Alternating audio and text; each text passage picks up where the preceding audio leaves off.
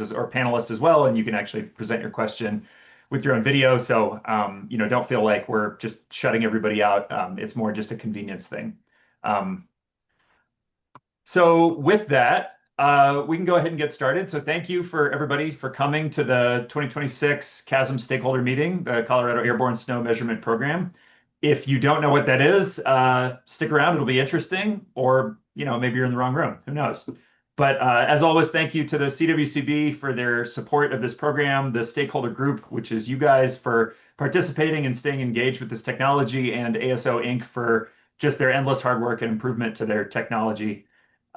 So yeah, it took a lot of people to get here. It would take many slides to put up everybody's logo that contributed and helped to this program and is using the data in general. So just thank you to everyone.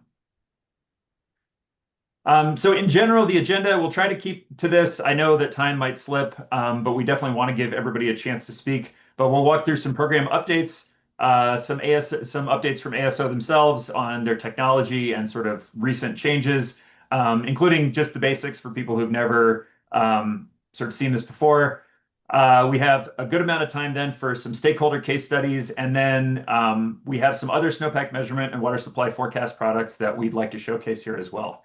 And Eric will get into that in a little bit, but kind of the biggest news and the reason for this transition to more than just ASO flights is because we have now an official state program, the Water Supply Measurement and Forecasting Program, that supports a broad range of technologies. ASO is one and is groundbreaking in its own way, but there are others as well that we'd like to highlight, as well as some stakeholder use of those technologies. So with that, we can just get started. So Eric, do you want me to just walk through the slides on my end? You don't have to reshare if you don't want. I have everything you sent. Yep, works for me. Yeah, so take it away. All right. So if you want to go ahead and flip over to the next slide. Excellent. So our 2026 plan this year, we've got quite a bit going on. Grand total for our program this year is going to be right around that $4.2 million mark. Most of the basins that you see here are going to have two flights. Those are that lighter teal color. The darker blue over on the front range, we've got one snow on flight. Oh, geez. You skipped ahead on me there, Paige. So that lighter blue that you see on the front range, we're going to have one flight there for snow on data, and then finishing us up in the green is going to be our Windy Gap Basin. That's going to get a total of 3 flights. We got pretty good state coverage this year. We have a new program now in the Uncompahgre, which I'm really excited to see the data for. And all of those TAM basins that you see there are areas where we have snow-free coverage, where we could potentially do snow on for the winter of 2027. We just could not get the funding put together this year. And on that note, I really want to express appreciation for all of our stakeholders that are pitching in. This would not happen without the folks on this call and the folks that are pitching in just so much money. The state budget only ended up being about 2.7. That's a combination of CWCB project spill money and funds that we got awarded from the Upper Colorado River Commission. So the rest of that 4.2 is all local investment.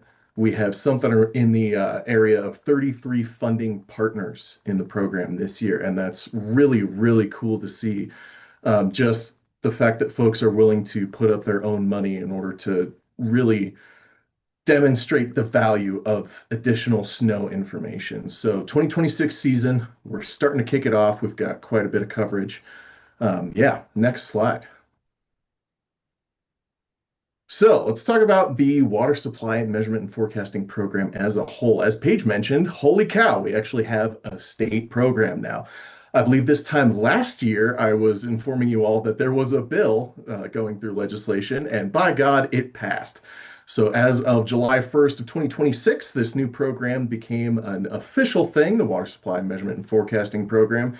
And since it is such a small bill, I figured I'd put the 3 points on there for you all today. The purpose of this program is to collect and disseminate data on snowpack levels, investigate the latest technological advances in snowpack measurement and water supply forecasting, and collect other data that the board determines will assist in snowpack measurement, water supply forecasting, or flood hazard mapping. These are all very general points, and the reasoning behind that is because so much exciting stuff is coming on board. We didn't want to potentially shoehorn ourselves into one methodology when all these things are coming up. We want to make sure that the stakeholders have as many tools in the toolbox as humanly possible. And I also want to bring it back a little bit and give you an idea of how historic this program is. I'm not going to go through the full history talk that some of you may have heard before, but I wanted to reiterate the point. CWCB was established in 1937.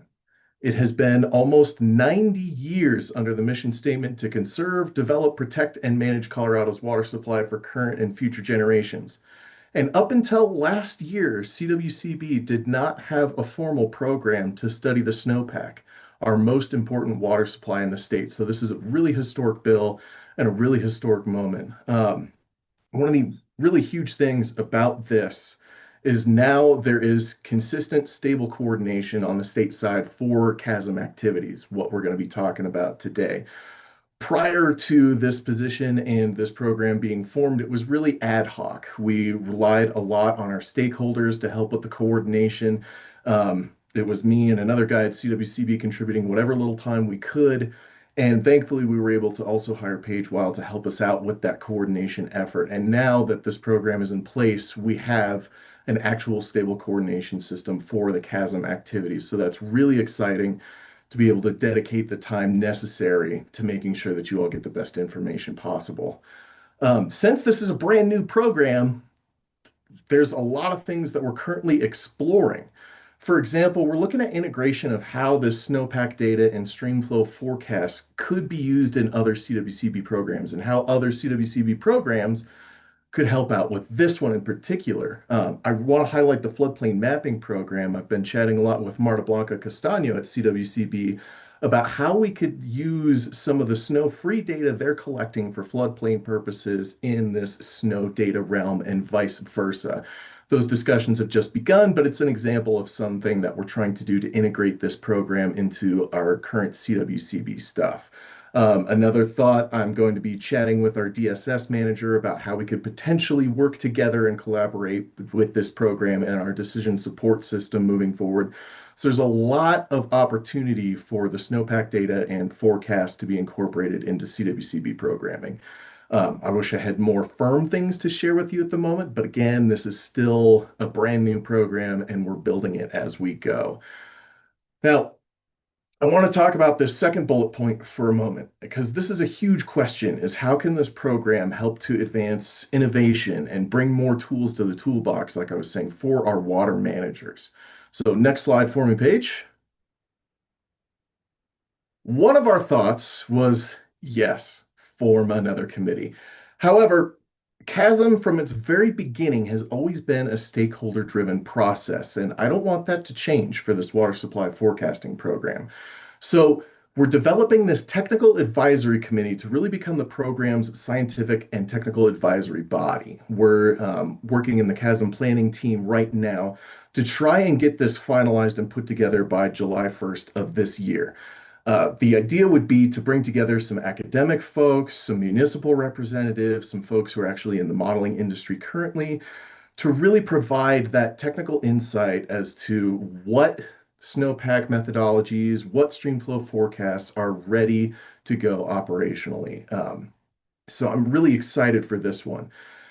The whole point really is to provide the stakeholders with a science-driven recommendation on different methodologies and forecasts that we can bring forward and maybe potentially implement elsewhere. So it's going to be a consensus-based body, and it will report to the planning team, and it may include some potential funding actions. The only reason that I put may in there is we're still talking right now of how to split up the current CWCB projects bill, and some projects may not always necessarily require funding, just potentially letters of support, stuff like that. So it may include some funding, may not, but wanted to make sure to put a point on that. We've already identified some early tasks for this group to help us in this endeavor. First and foremost, we're going to have them do a quick review of the available tools that are ready for operational decision making, put that list together, probably put it on coloradosnow.org. And then we want them to develop a transparent selection and performance criteria to evaluate these emerging technologies. One of the things that we heard in our planning team is we really want to make sure that everything's going to be above board and that we have a clear understanding of what sort of things we want to implement. So that's going to be one of the early tasks of this group as well. That is, I think, the only slides that nope, I got one more. But just wanted to give you all a brief idea of where we're going with this program at the moment. All right, next slide. So one thing that we have that is currently being implemented and actually starts on March 2nd is our Flight Coordination Committee. The goal of this is to help facilitate the real-time conversations between our ASO team, who you hear from in a moment, and the folks actually receiving the flights, so those basins that we showed earlier. The whole idea of this is to make sure that there is an abundance of communication so that folks are getting the data when they need it. As we all know, this has not been a great snow year, so we reached out to our flight coordination folks last week to try and get some early flight timing windows, and no surprises here, we're looking at a lot of earlier flights. But with this coordination team, it helps us make sure that those flights aren't stacking up in such a way where the program is no longer feasible. Like if you got a bunch of flights on the same day, ASO may not have the planes available, the weather may not work. So this is really our means of making sure that everybody can, sorry, the screen went dark there. Everybody can get the information they need when they need it. And with that, I'm done with my slides. Great. Thanks, Eric. So I will turn it over to, and if anybody has any questions about the program generally, plans for this year, just a reminder that these things are on our program website, coloradosnow.org. But if you do have specific questions, feel free to throw them in the Q&A. With that, I'm going to turn it over to Jeff Deems from ASO Inc. to walk through what, if you've never heard ASO before, what is it? What are we doing here? Start from first principles. Awesome. Thank you, Paige and Eric. And thanks everyone for attending today. Excited to kick off the 2026 program here. I'll provide a bit of an overview and some topics of interest, and then I'll hand it off to Mark Robertson from M3 Works to go through the iSnobal modeling component of our workflow. And then after that, hand it off to Dave Gotches to go through our streamflow forecasting component. So yeah, let's do a precap instead of a recap. Eric mentioned, and it should be, I think, top of mind for everyone. It's been a weird water year so far. It's been warm and dry statewide, and tip of the cap to the Colorado Climate Center for just their huge array of different graphics and analysis available on their website. Really great for summarizing things that have happened. Yeah, just to interrupt you real quick. Are you sharing your screen? I am. Can anyone else see it? Yep, I can see it. All right, great. Then it's just me. Go ahead. Sorry. Scared me for a second. At least you didn't let me get like 10 slides in before asking that question. Anyways, it's been warm and dry. A reasonably wet start to the water year back in October, which has some implications for soil moisture and eventually runoff. But for the most part, we've been looking at not just a lack of snowfall, but some really warm temperatures as well. Another way to look at the precipitation and temperature is by bigger river basins here, and plotted on these scatter plots of precip versus temperature with the different quadrants in these plots. Jeff, let me pause one more time. Yeah. Some people are saying that they can't see it, so I'm going to pause the thing so we can only share one screen at a time. Try again. I could see it, but I don't know that everybody else could. So you should be able to reshare and take back over from that. Okay, I can see your presentation again. All right. Hopefully we're looking good. Yeah, okay, now we're good. Thank you. Okay. Great, thank you. So in each of these plots on the right here, we're looking at precipitation versus temperature for several of the big river basins in the state. top left corner is warm and dry, bottom right corner is cool and wet, and these are from the past, gosh, 60 years or something, more than that. Anyways, historic record. You can see where 2026 currently plots in these graphics, with the star, the labeled star there near the top because it's been warm universally. But it's interesting to look at the different river basins that it varies as to how wet it's been. Really dry in the Platte River, and then actually the Rio Grande is slightly above normal in terms of accumulated precipitation. So we're seeing this variability across the state, with on top of the general trend of warm and relatively dry. All of that adds up into what our snowpack picture looks like. This is the SNOTEL stations in the state expressed as the SWE percent of the 91 to 2020 median level for well, at the end of yesterday.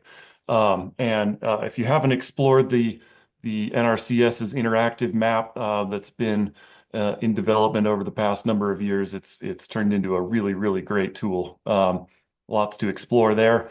Looking at these percent of normals across the state at the SNOTELs, lots of 50s, 60s, 70s. Coachetopa Pass coming in at 95% of median. Interesting. But quite a bit of variability out there, leading to the question of, how our river basin water volumes are stacking up. And that's where we'll get into the flight surveys starting next month. The ASO program has kicked off in California already this year. A couple interesting plots here just to kind of highlight the unusual year we're having. These are relative water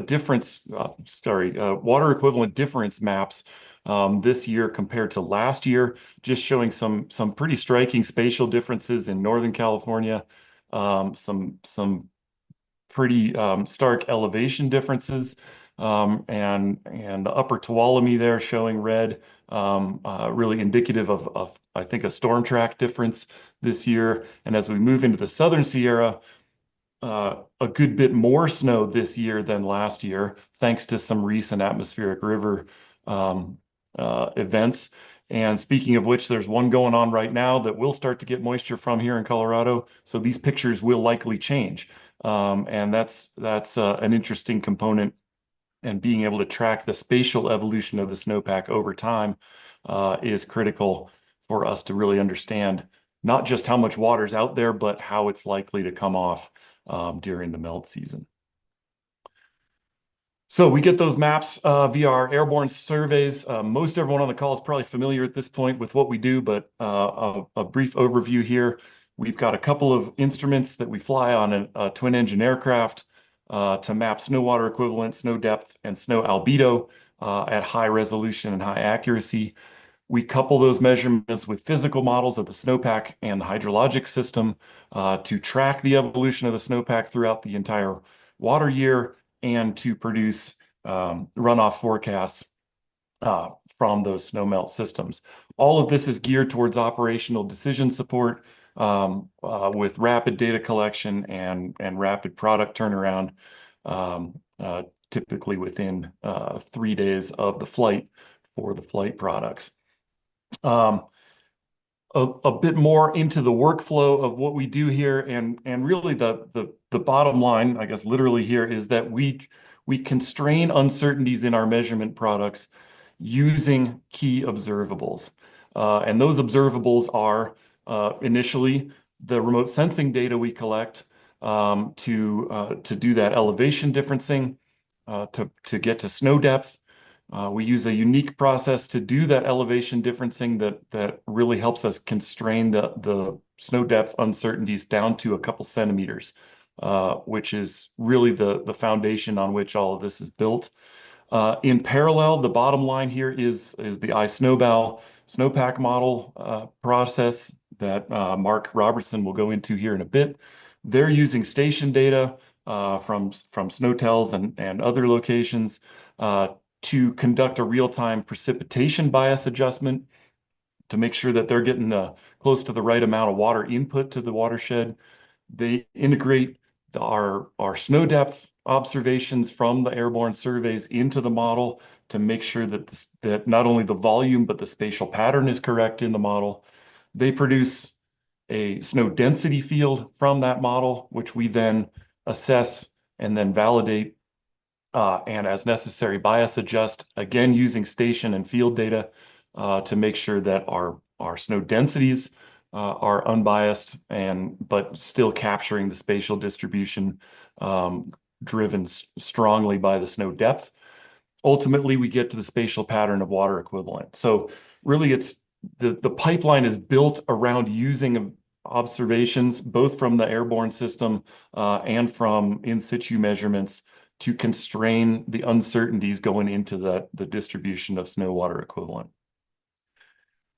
The resulting accuracy and precision really form the foundation of what we do, and the information content, the valuable information content going forward into the runoff forecasting system. Independent validation of our snow depths and densities versus station data show that we're extremely tight within a few centimeters in snow depth and about 5% in snow density. All of that leading to a basin-wide snow water equivalent volume with uncertainties on the order of 1%. This is by far and away the best available means to evaluate the spatial distribution and the snow water equivalent volume of the entire watershed, and really is a fundamental constraint allowing us to have high confidence moving into other components of the water cycle. It allows us to do a lot of things both in research and operations, supporting research in one case here, serving as a reference validation for other spatial SWE products out there, allowing us not only to evaluate their accuracy and precision, but therefore also what potential use cases those can be available for. On the operational front, I mentioned the iSnobal workflow. The spatial constraint of the model from the airborne survey data really imparts the proper spatial distribution in the model, even when the model's getting the right amount of volume correct, thanks to M3Works's precipitation bias correction. Elsewhere in research, knowing what the snow state is very accurately allows us to start evaluating other components of the weather and water cycle and start improving our ability to monitor and simulate those, from our ability to predict precipitation through mesoscale weather models, or, for example, the example at the bottom there, using the improved snowpack information to get a better handle on evapotranspiration losses from the basin. So really, this turns into the accuracy and precision from the ASO products really allows us to start exploring those uncertainties and other components of the water cycle, which again has direct impacts on our ability to forecast in operational settings, with the example on the right being from our WRF-Hydro system in California that Dave will get into here in a bit. An overview of our airborne survey data products. Again, most everyone on here is probably familiar with these by now, but for each airborne survey, we produce a report detailing some of the high-level results from the airborne survey, and then quite a lot of evaluation and explanation of our assessment and any bias correction of the intermediate products that have been involved. So lots of content in those reports. We produce 3-meter resolution snow depth and 50-meter resolution snow depth data sets, 50-meter resolution water equivalent and albedo data sets. And these reports get emailed out to our stakeholder mailing list following each survey, and they're also available with the data on our website. We also produce, here's some other just extractions from those reports. showing some distillations by elevation or elevation to aspect, or aggregations of water equivalent by various sub watersheds. We also have some text products that are part of our typical data pack. Again, breaking water equivalent out by elevation and elevation band coverage and snow covered area, and by some full basin statistics. I think this is a good spot to hand it off to Mark to talk about iSnobal, since we've kind of already dovetailed a little bit in the process there, and for him to showcase what they do. Great, thanks, Jeff. He's going here. Might as well pause. Does those slides look okay to everybody? Yes, only took the third try. Now it works. Awesome. So, yeah, thanks, Paige. Thanks, Paige, and thanks, Jeff, as well. Yeah, so quick introduction to what we do at M3 Works with the iSnobal modeling. So we work in tight collaboration with ASO, really from start to finish of the snow products that Jeff talked about, as well as sort of a time series connection of those products beyond just the survey dates. So we've been working with iSnobal for close to, well, I guess 10 years now, and executed a similar, so that started at USDA ARS. We were a tech transfer out of that, similar to ASO's path out of JPL. We've been able to focus on model development since then, which has been really, really beneficial for the quality of iSnobal itself. The two parts for this context that we care most about with this group, iSnobal serves as the density component of the ASO suite product, and then we're also this time series connection of those ASO suite products as well. So the ongoing development, we've had the luxury of focusing on this through time, aspects and research that we've done to improve the model performance. The biggest one being, like Jeff talked about, and I won't actually go into too much detail about the nuts and bolts, but the precipitation bias correction. So we take station data and force the atmospheric products to match those values where they're measured. And that's been a huge improvement for us. It's really improved sort of the bulk model properties leading up to survey time. We've also been able to use and leverage ASO measured vegetation properties, vegetation height, canopy density, those kind of things. With ASO, we do a density bias correction of the model. We use modeled soil temperatures. There's also been a number of bugs that exist in the open source versions of iSnobal. So there are bugs in the open source based physics as well as distribution and radiation that aren't always trivial. So it's been good to focus on and fix those. We do pride ourselves on continuous validation. Really, I think that's what a lot of models miss and what we try to focus on, validate in every way that we can. All models are wrong, right? So we're just hoping to be as little wrong as possible. The most powerful piece has been this large number of surveys through time that serve to really make the basis of our model improvements. The other massive piece is snow tells and snow courses. Might be a little bit hard to see here, but just a quick overview of where we model, and Jeff alluded to this too. We work with ASO in the Sierra in California, good part of Colorado, obviously, and a few other basins elsewhere. We have some ongoing historical modeling. That's exciting as well with the NRCS to look at ways that spatial data may be included within their existing M4 forecasting system. So there's a lot of overlap with a number of different products, and then other research as well. So a little bit on iSnobal, not too many nitty-gritty things here either, but we start with an atmospheric model. So we take actual weather inputs, these six shown here, and we put that through an energy balance and snowpack model. So energy and mass balance model that solve the various fluxes that you see here on the screen. And the reason why that's important is because we're able to step away from sort of the stationarity issues that exist with purely statistical methods of coming up with a snowpack. And some of those are still, I guess, available or ongoing in certain snowpack models, but we like the energy balance and physically based bedrock of that. I alluded to this before as well. We're really starting to see iSnobal as this time series connection of measurements. So ASO, snow depth obviously being the most important component, but they also have albedo, vegetation properties, snow covered area from various products. So we really see the model as not so much a standalone piece anymore and something that can connect measurements. And I'm not sure this figure is exactly big enough to see, but this is sort of a schematic, right? We've got these model values with higher uncertainty leading up to an ASO survey, which really tamps that down to a very small percentage, as Jeff was talking about. And if we have multiple surveys, we can kind of keep the model on track.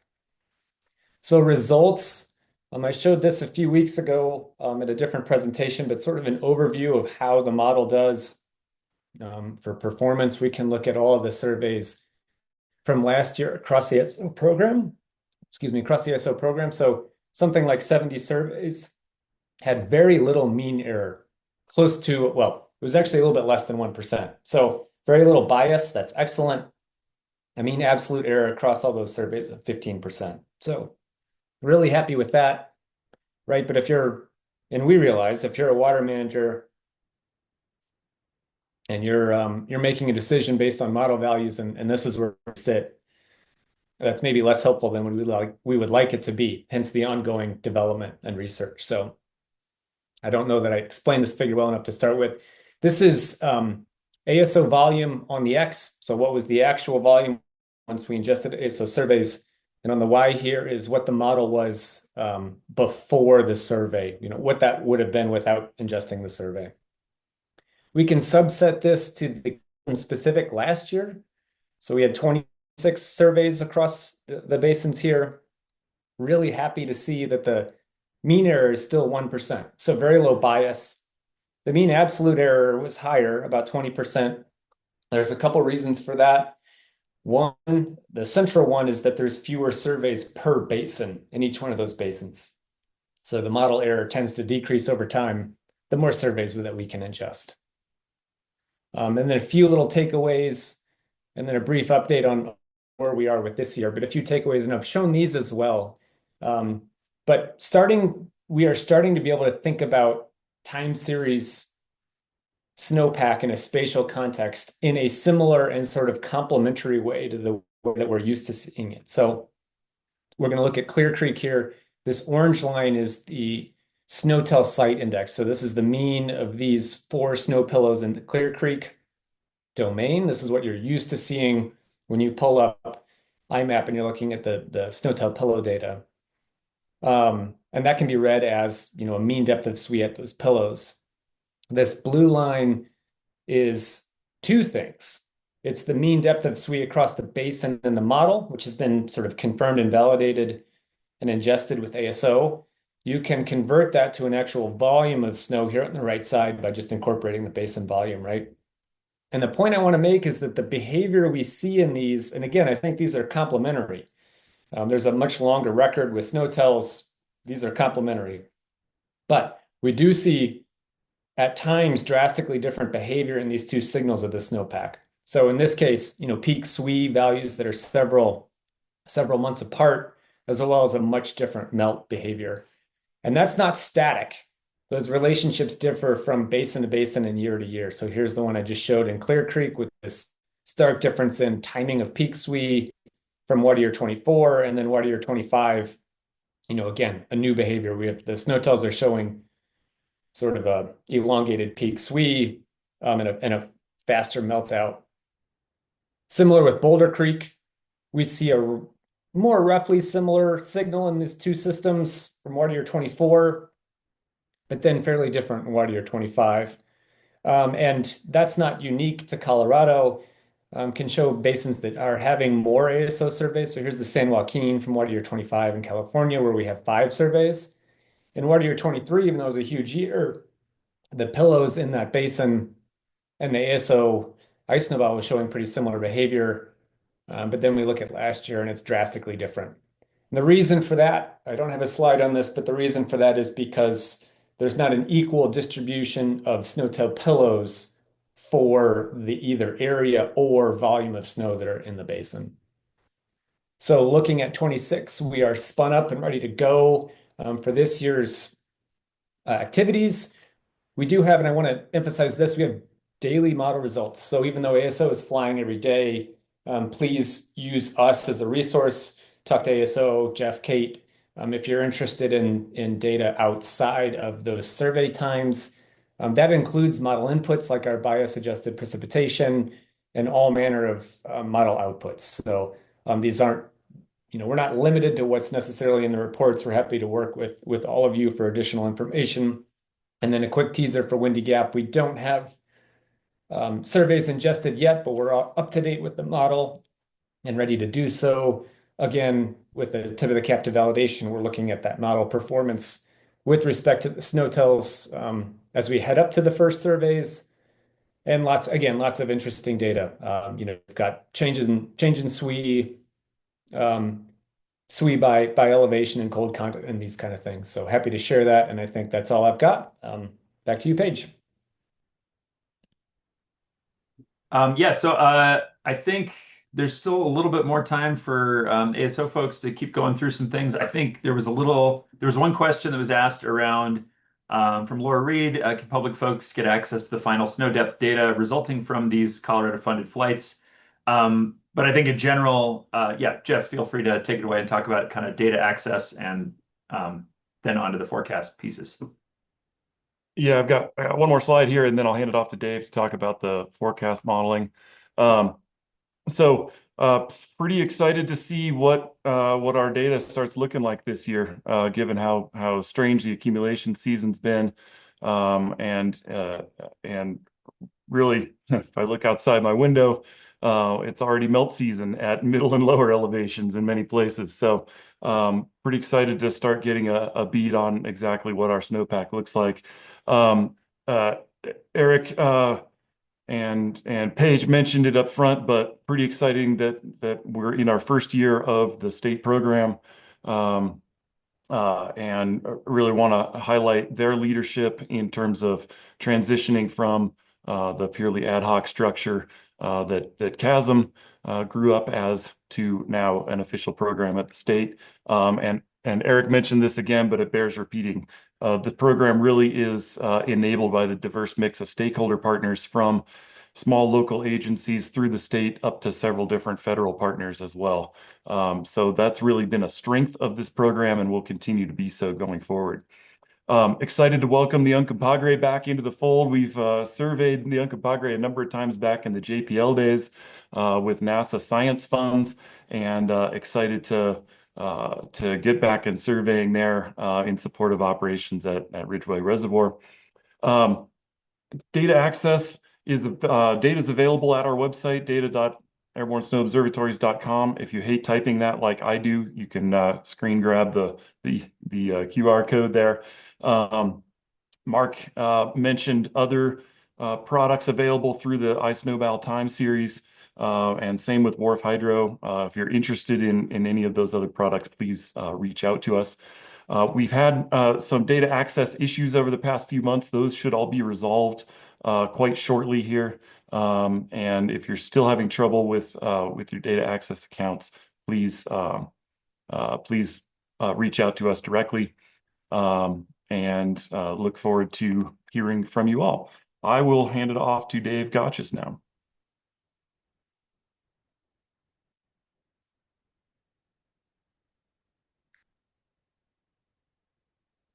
I think. All right, I think I got it. And loading. Does that all look good? Yep. Looks good, Dave. Looks good. Okay, great. So yeah, I'm going to talk about the forecasting work that we're doing in parallel at ASO to make as good of use as possible out of the survey and snowpack information in a forecasting context. And so just a quick recap of what we did last year, and then I'll talk about a number of different enhancements that we have queued up for the coming year. So last year, we were operating in 16 basins total. I think we're going to be at 15 basins this coming year. for surveying and forecasting work. It ends up being well over 250 separate locations or points where stream flow forecasts, runoff forecasts are being made. Sometimes they're at a gauging station, sometimes they're at a reservoir inflow point, sometimes they're at just a management point that somebody has an interest in, such as a ditch or something like that. And so we work with all of you all, the stakeholders and others, to define where forecasts are needed most.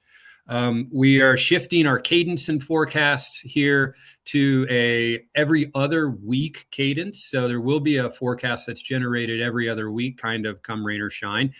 In addition to that, we may have additional ad hoc forecasts that come in so that a given survey doesn't have too long before a forecast gets generated from it. You could imagine the case where a survey comes in right after the last forecast, and we'd like to get something out before the next regularly scheduled forecast in a couple of weeks. So that will be an update compared to what happened last year.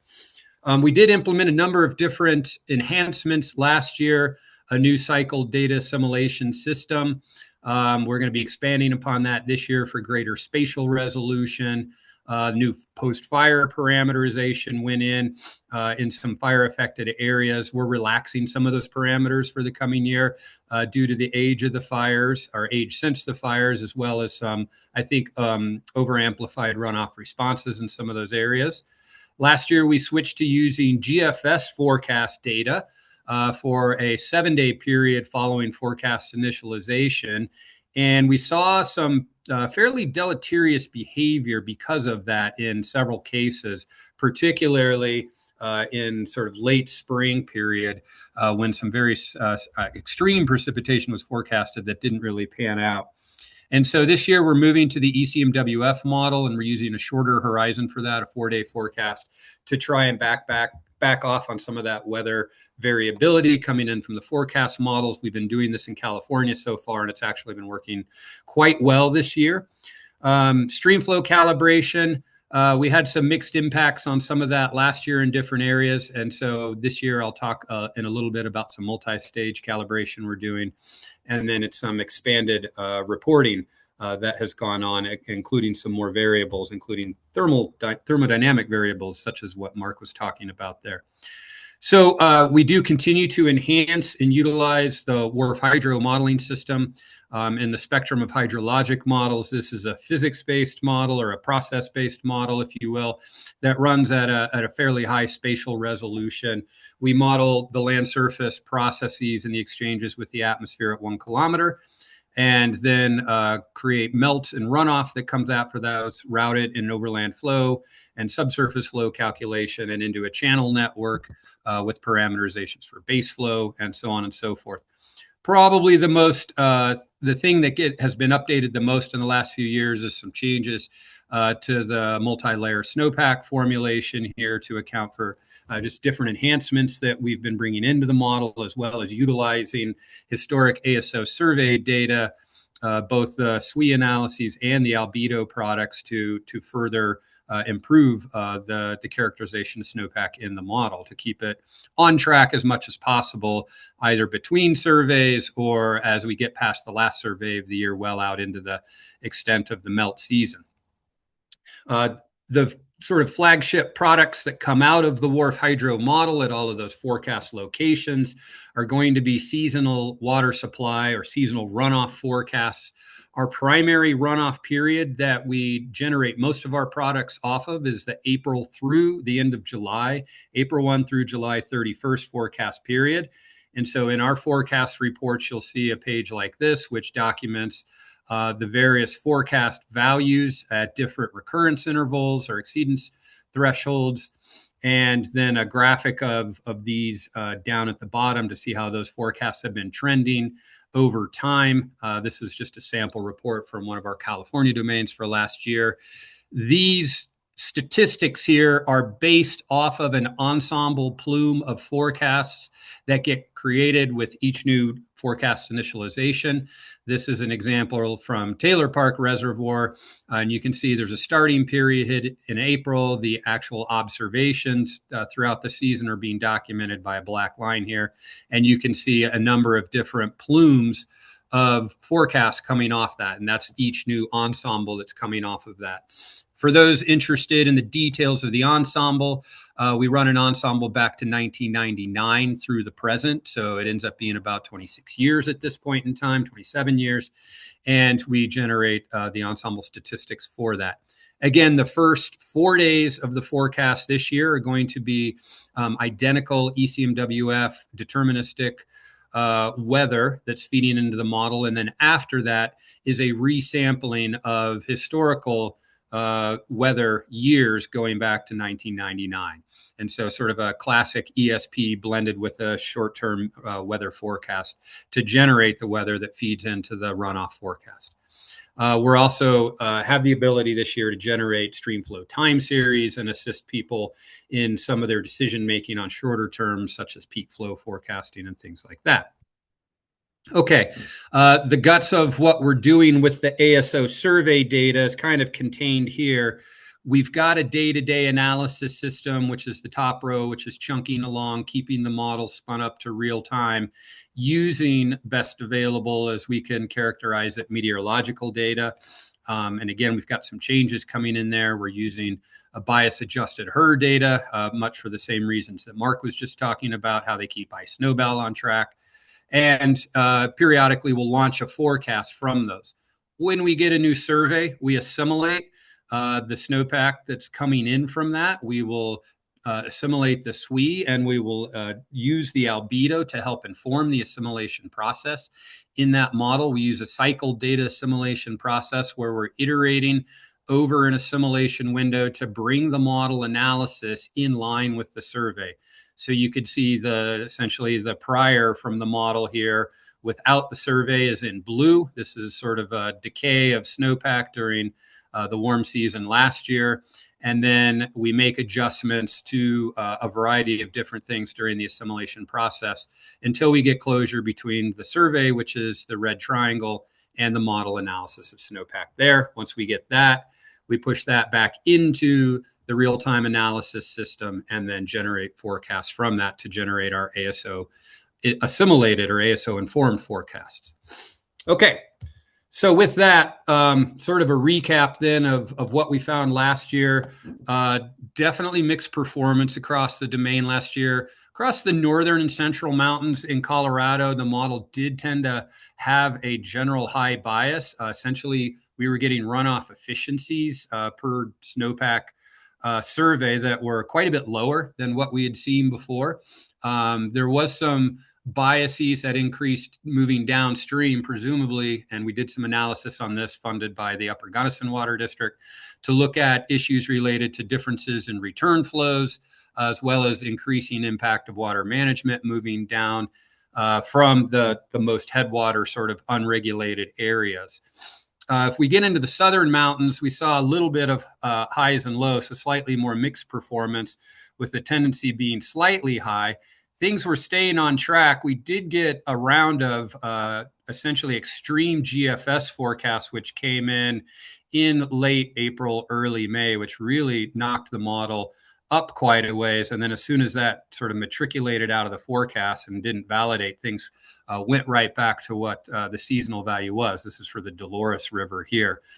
So again, this was one of the cases that prompted us to take a closer look in the off season at the skill of these weather models and make the decision to move to ECMWF.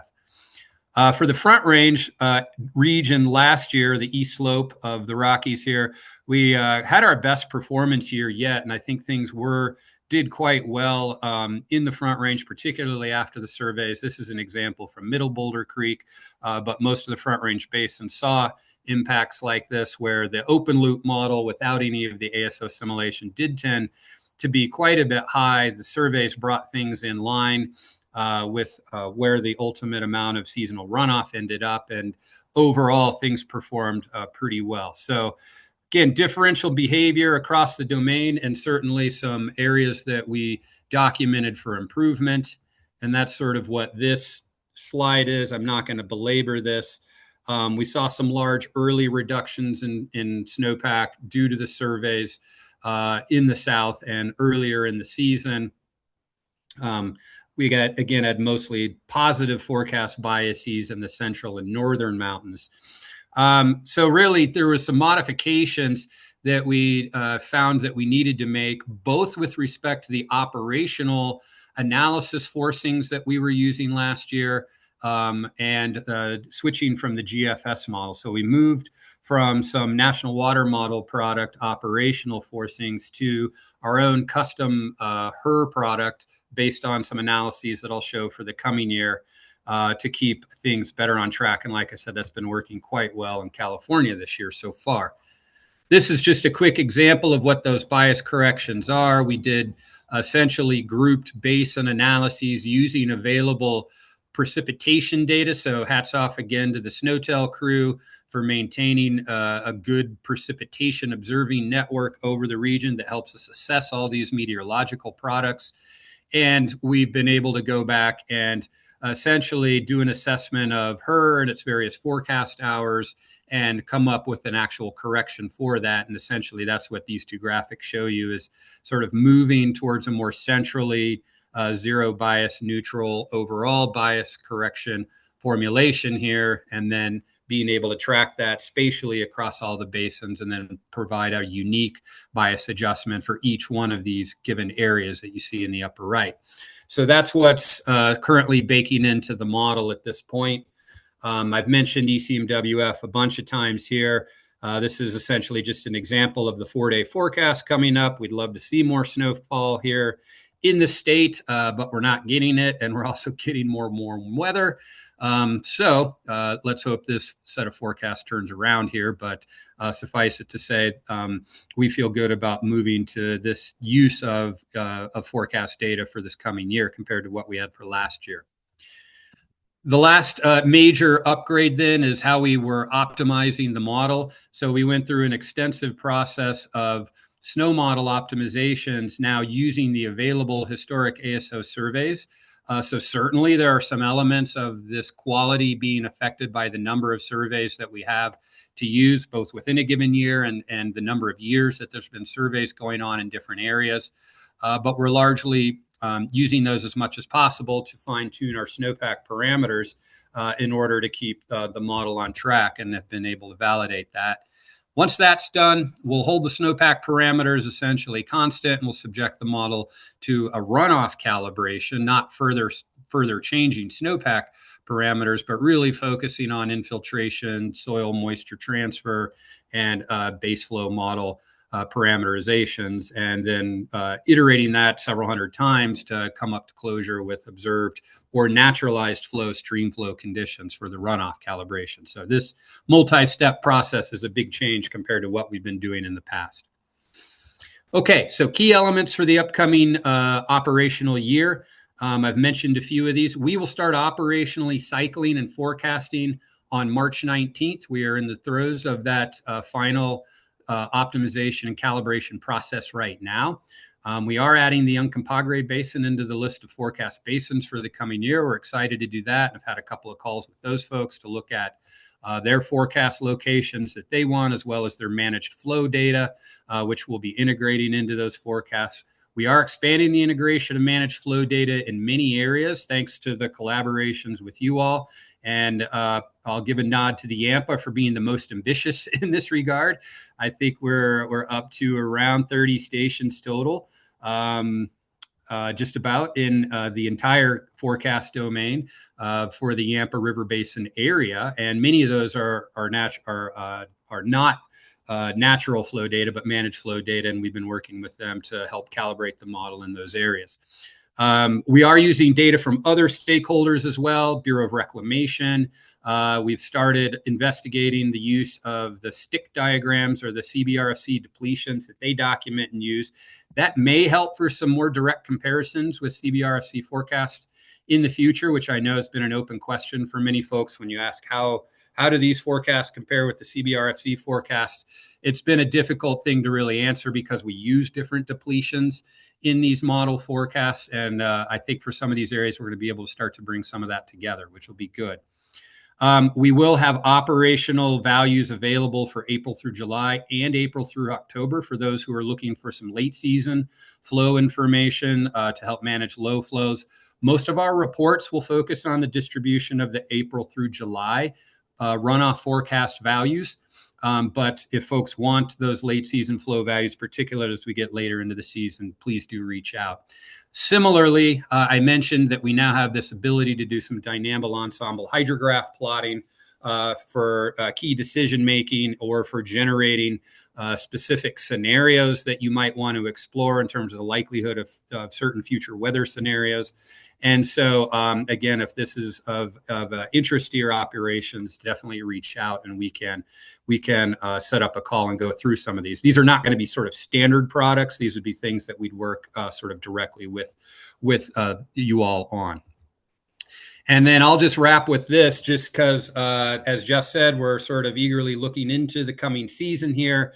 This is from the Feather River Basin in California, and what was remarkable coming into January and into February was this massive amount of spread, almost a factor of 2 plus, almost 3 in some cases, between different, what we'd all consider to be generally reliable snowpack analyses, ranging from a low estimate from the U of A SWAN product all the way up to the CNRC Snow 17 estimate here coming into early February. The first survey of the year locked in right there. You could see the iSnobal model was tracking pretty well. Our WRF-Hydro background analysis was also tracking pretty well here. But the main point is that Jeff elaborated on, it has been a strange year.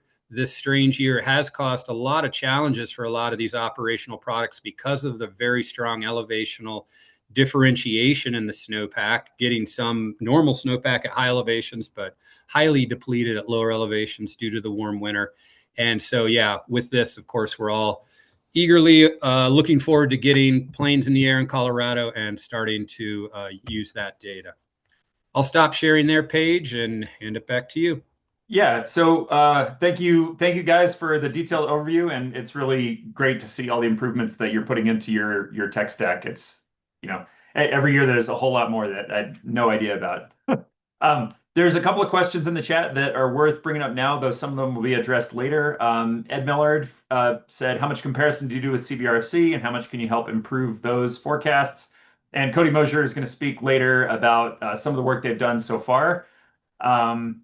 And then his other question, which I haven't answered yet because I actually don't know exactly where this is going, maybe some of our CWCB folks can help, is can you start using ASO-informed forecasts to better inform Lake Powell inflows? And that's a big question. There's a lot of implications for how Lake Powell inflows are actually forecasted, where that data comes from, how they're used and interpreted, what that forecast informs in terms of the basin model. I think the most that I can say is, in general, we are improving west slope forecasts for many key headwater basins. So the data is out there. Every year we make improvements to coverage and to forecast quality. I think it's going to come down to the policymakers deciding to use them. Reclamation is a longtime funder of many of these ASO programs, and so they know about it. They've been promoting this technology for years, and figuring out how to connect those dots to kind of answer the question that we all sort of want to know is a bit above my pay grade. Can I add on to that page? Yeah, go ahead. Okay. Yeah. Related to Lake Powell, I can say that our current forecasting at ASO does not go all the way down to Lake Powell yet, but we do have additional domains going on in Utah for the Duchesne River system flowing out of the Uintas, as well as in the west slope of the Wind River range now as well, feeding into the Green River system down to the Fontenelle Reservoir. So that far upper reach of the Green is certainly part of the forecasting activities, as is part of the tributary area into Utah. Certainly, working with other entities like the Upper Colorado River District and other entities to build out into the full upper Colorado domain is certainly of interest to us. But if you are interested in some of those other domains in Utah and in Wyoming, obviously, please do reach out. Yeah, thank you for that. Okay, can someone confirm they can see my screen with the case studies list? Okay, awesome. Yeah, so again, keep throwing questions in the chat. Appreciate the engagement here. I think you may also be able to raise your hand if you had something more detailed to discuss. So we're going to switch over from kind of the technology and the program to the stakeholder usage case studies. And honestly, this is the most powerful part of what we do. You know, the technology is great, but over the years, there are a number of different users that have adopted in a variety of different ways ASO and the delivered WRF-Hydro streamflow forecasts to inform their decision making in a way that, for a variety of reasons, traditional sort of freely available forecast products haven't provided enough coverage. So I just wanted to walk real quick through who we're going to have speak, and you know this is going to kind of be a lightning round. You know, we have 6 people to get through in about 45 minutes. The Uncompahgre Water Users, Jerry Young, is going to speak a little bit about some of the intended use of ASO for their operational improvements. I think their group, this is the first time they've used this data in a long time. The Dolores Water Conservancy District, Ken Curtis and Brennan Middleton from Spheros are going to talk about an operational model and modernization process that includes the use of ASO to inform their annual decision making. Brian Craig from Northern Water is going to talk a little bit about their use of the data for CBT allocation. Taylor Winchell from Denver Water is going to talk a little bit about some exploration around runoff efficiency and some sort of scientific ideas that we can push forward with the program. Andy Rossi and potentially myself are going to talk about, on behalf of the Upper Yampa Water Conservancy District, and an integrated model that they've been building for their system and the use of ASO there. And then lastly, we have Steve Haugen from Steve Haugen, or possibly, I see Matt Meadows on the call, so I'm not exactly sure which of you is going to speak, but that's okay. From the Kings River Water Association in California to talk about some of their usage, because I think they've had ASO as a sort of standard part of their water supply forecasting portfolio for a long time now, and just talk about some of their decision-making perspectives. So with that, Jerry, if you are on, feel free to turn on your screen or turn on your camera and share, and you can talk a little bit about, yeah, whatever you feel about kind of your decision-making and intended use of ASO.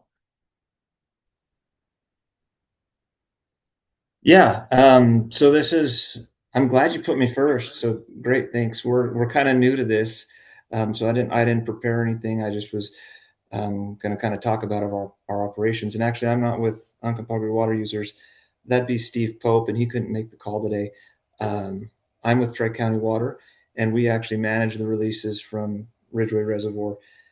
And I can just go into a little bit about what we do. So we our reservoir holds about 84,000 acre feet of water, and we, on an average year, there's about 100 acre thousand feet of snowpack coming into that reservoir. So what we typically do is create what we call an April hole. So we release quite a bit of water in April to make room for that April through July runoff. And then our goal is to basically be full by July 4th. And last year was a tough year. We rely heavily on CBRFC forecasting, and it started out looking okay, and we kind of back that up with NRCS SNOTEL sites and said, yeah, it looks like it's going to be okay. And then as the year progressed, or as the late spring, early summer progressed, it took drastic turns, and all of a sudden, what we're looking at April 1 or even May 1 wasn't going to be the case, June 1 or July 1 or even August 1. So we're really looking forward to getting this new arrow in our quiver, so to speak, and being able to kind of fine tune this and let us know. So we work in conjunction with the water users, Uncompahgre Valley Water Users.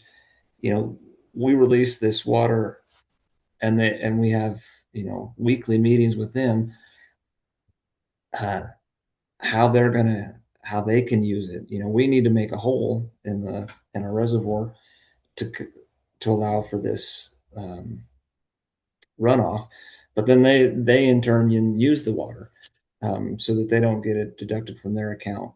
and then they can use that water later on. So it really plays big into the whole planning phase throughout the whole year.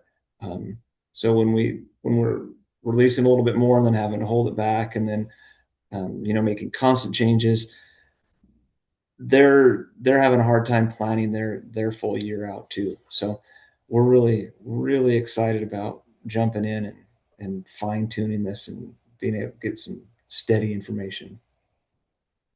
Yeah, that's great. I appreciate that. I think that case of, you know, anticipating very early what your season is going to look like and making a critical decision in April I mean, that to me, that's like the value of this whole technology is, without a measurement, how are you going to do that? I think there's a lot of uncertainty there.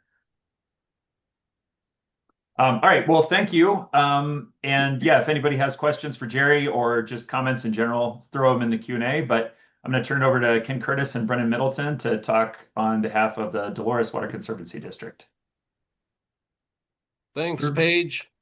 Brennan, are you going to kick us off? Yeah, sure. And I can pull the presentation here up. If you guys, does that look all right? Yeah, there you go. All right. Hi, everyone. I'm Brennan Middleton. I work with Spiros, formerly LRE Water. I'll be talking today with Ken Curtis, General Manager of the Dolores Water Conservancy District, about some of the work we've been doing for them. So for those of you that don't know, the Conservancy District is located in Southwest Colorado. It is responsible for operating the Dolores Project, which includes McPhee Reservoir, to provide water to local towns and irrigation water to approximately 63,000 acres of farmland, as well as the Ute Mountain Ute Indian Reservation. So we've been working with the district over the past year on a project funded in part by a CWCB water plan grant that more or less aims to tackle two main objectives. The first is to upgrade the planning, operations, and accounting tools the district uses to manage its system, allocate project supplies, and satisfy their contractual obligations and competing demands on project supplies. So in practice, this has meant migrating their accounting and much of their data monitoring to an online database, and then their operations and planning spreadsheets to a reservoir operations model in GoldSim. And then second, we're looking to improve the integration of real-time and forecast hydrology data, such as ASO-derived forecasts, into their decision making. So I'll let Ken talk a little bit more about the project, and then I'll get into the work that we've done so far. Yeah, I think the next slide moves on. Moving from the upstream of McPhee, it's about 800 square miles. We've seen a lot of variability down here over the last 25 years. We do supply Montezuma Valley, the historic irrigator around Cortez, and then most of the other users' supply comes fully off of storage. And so one of the key factors in the volumetric work that we do is we have to meet certain thresholds to supply the historical senior water rights for MVI. Then we start dividing up the rest of the supplies to those full service users like the Ute Mountain Utes, irrigators up north towards Dove Creek. The downstream fishery has a second largest storage pool, and we prioritize the municipal users to avoid shortages. Luckily, they're fairly small. Recreation comes when we do have excess water, and that plays a big part into the forecast when we are full. And of course, we do run the project for McPhee or for the Bureau of Reclamation. So we've got two purposes here.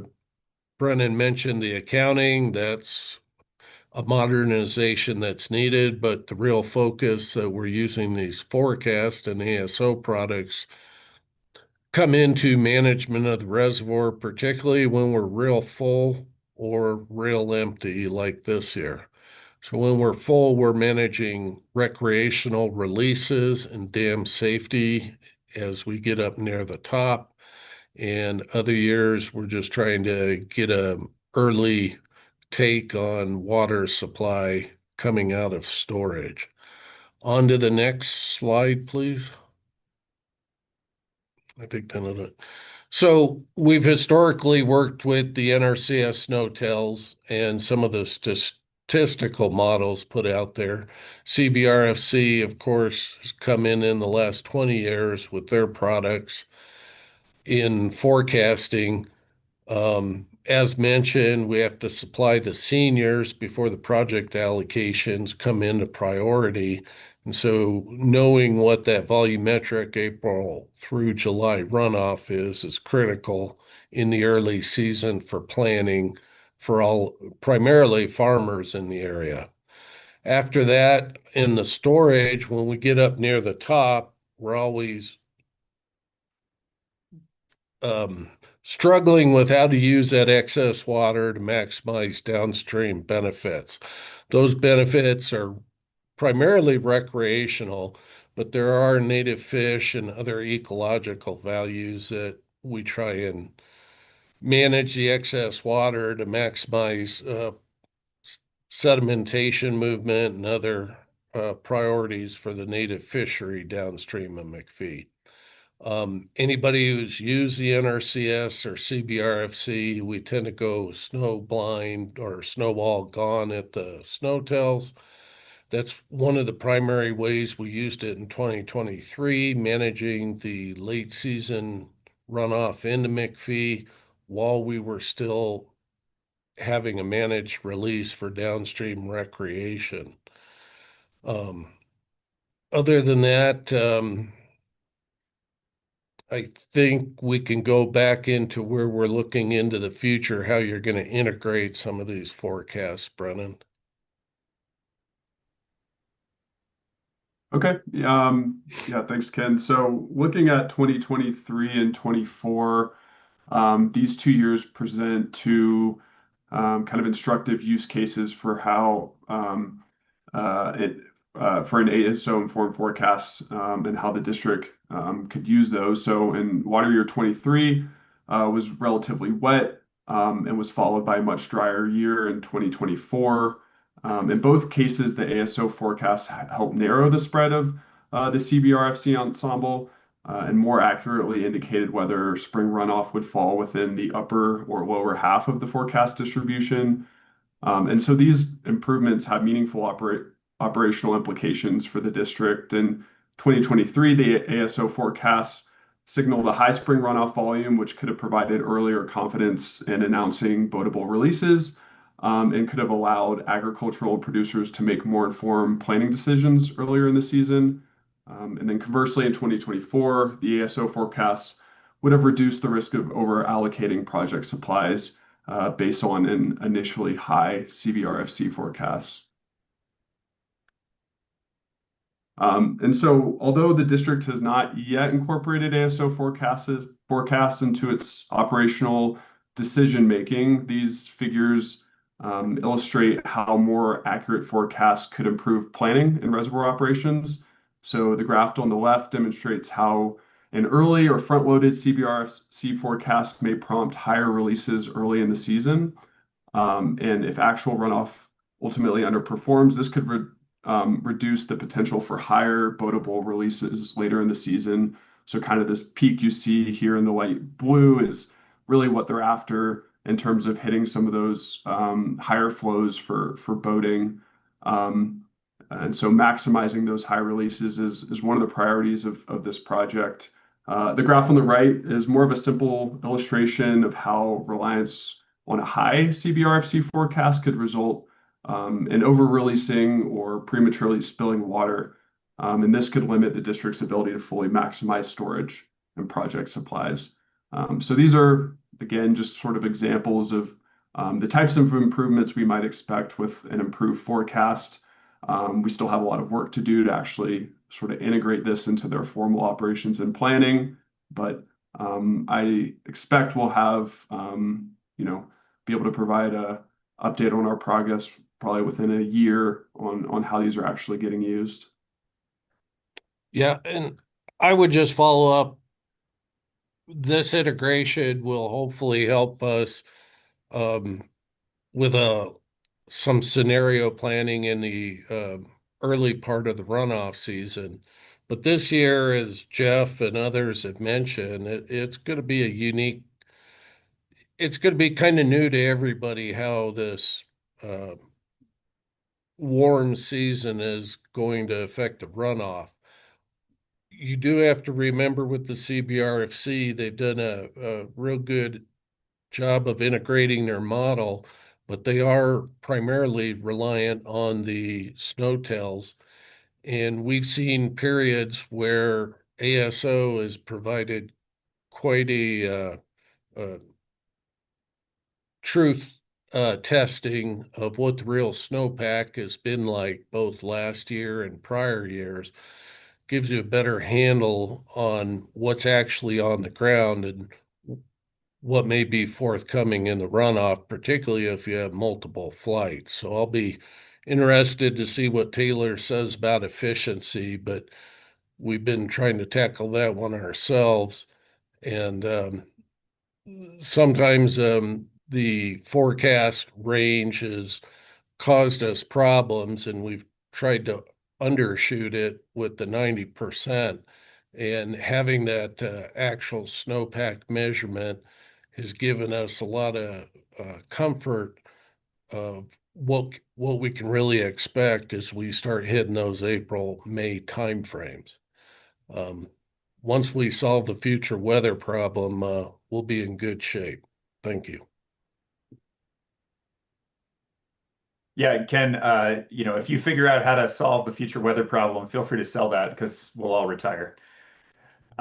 You mentioned something that was a good reminder, and you mentioned that the CBRFC has not been delivering forecasts for McPhee Dam for the entire life that it's existed. And I just did a quick check of their website, and their official forecasts, I think, go back to the 90s, but definitely not when McPhee was created. So it was just a good reminder that technology like this, like what we're presenting here in the scientific advances around water supply forecasting, are relatively new. There's rapid advances. There's a lot of really smart people doing a lot of really hard work to make this happen. And, appreciate Ken, people like you for adopting them and being willing to try them out. But things were not always as predictable as, they are now, even with the uncertainty we still have. So thank you for that. And just to keep us on track, I'm going to turn it over to Brian Craig to talk a little bit about Northern Water. All right. Thank you. So I'm Brian Craig. I'm a water resource engineer with Northern Water. I'm presenting this on behalf of Emily Carbone. She's really the ASO expert here at Northern, but she's out today.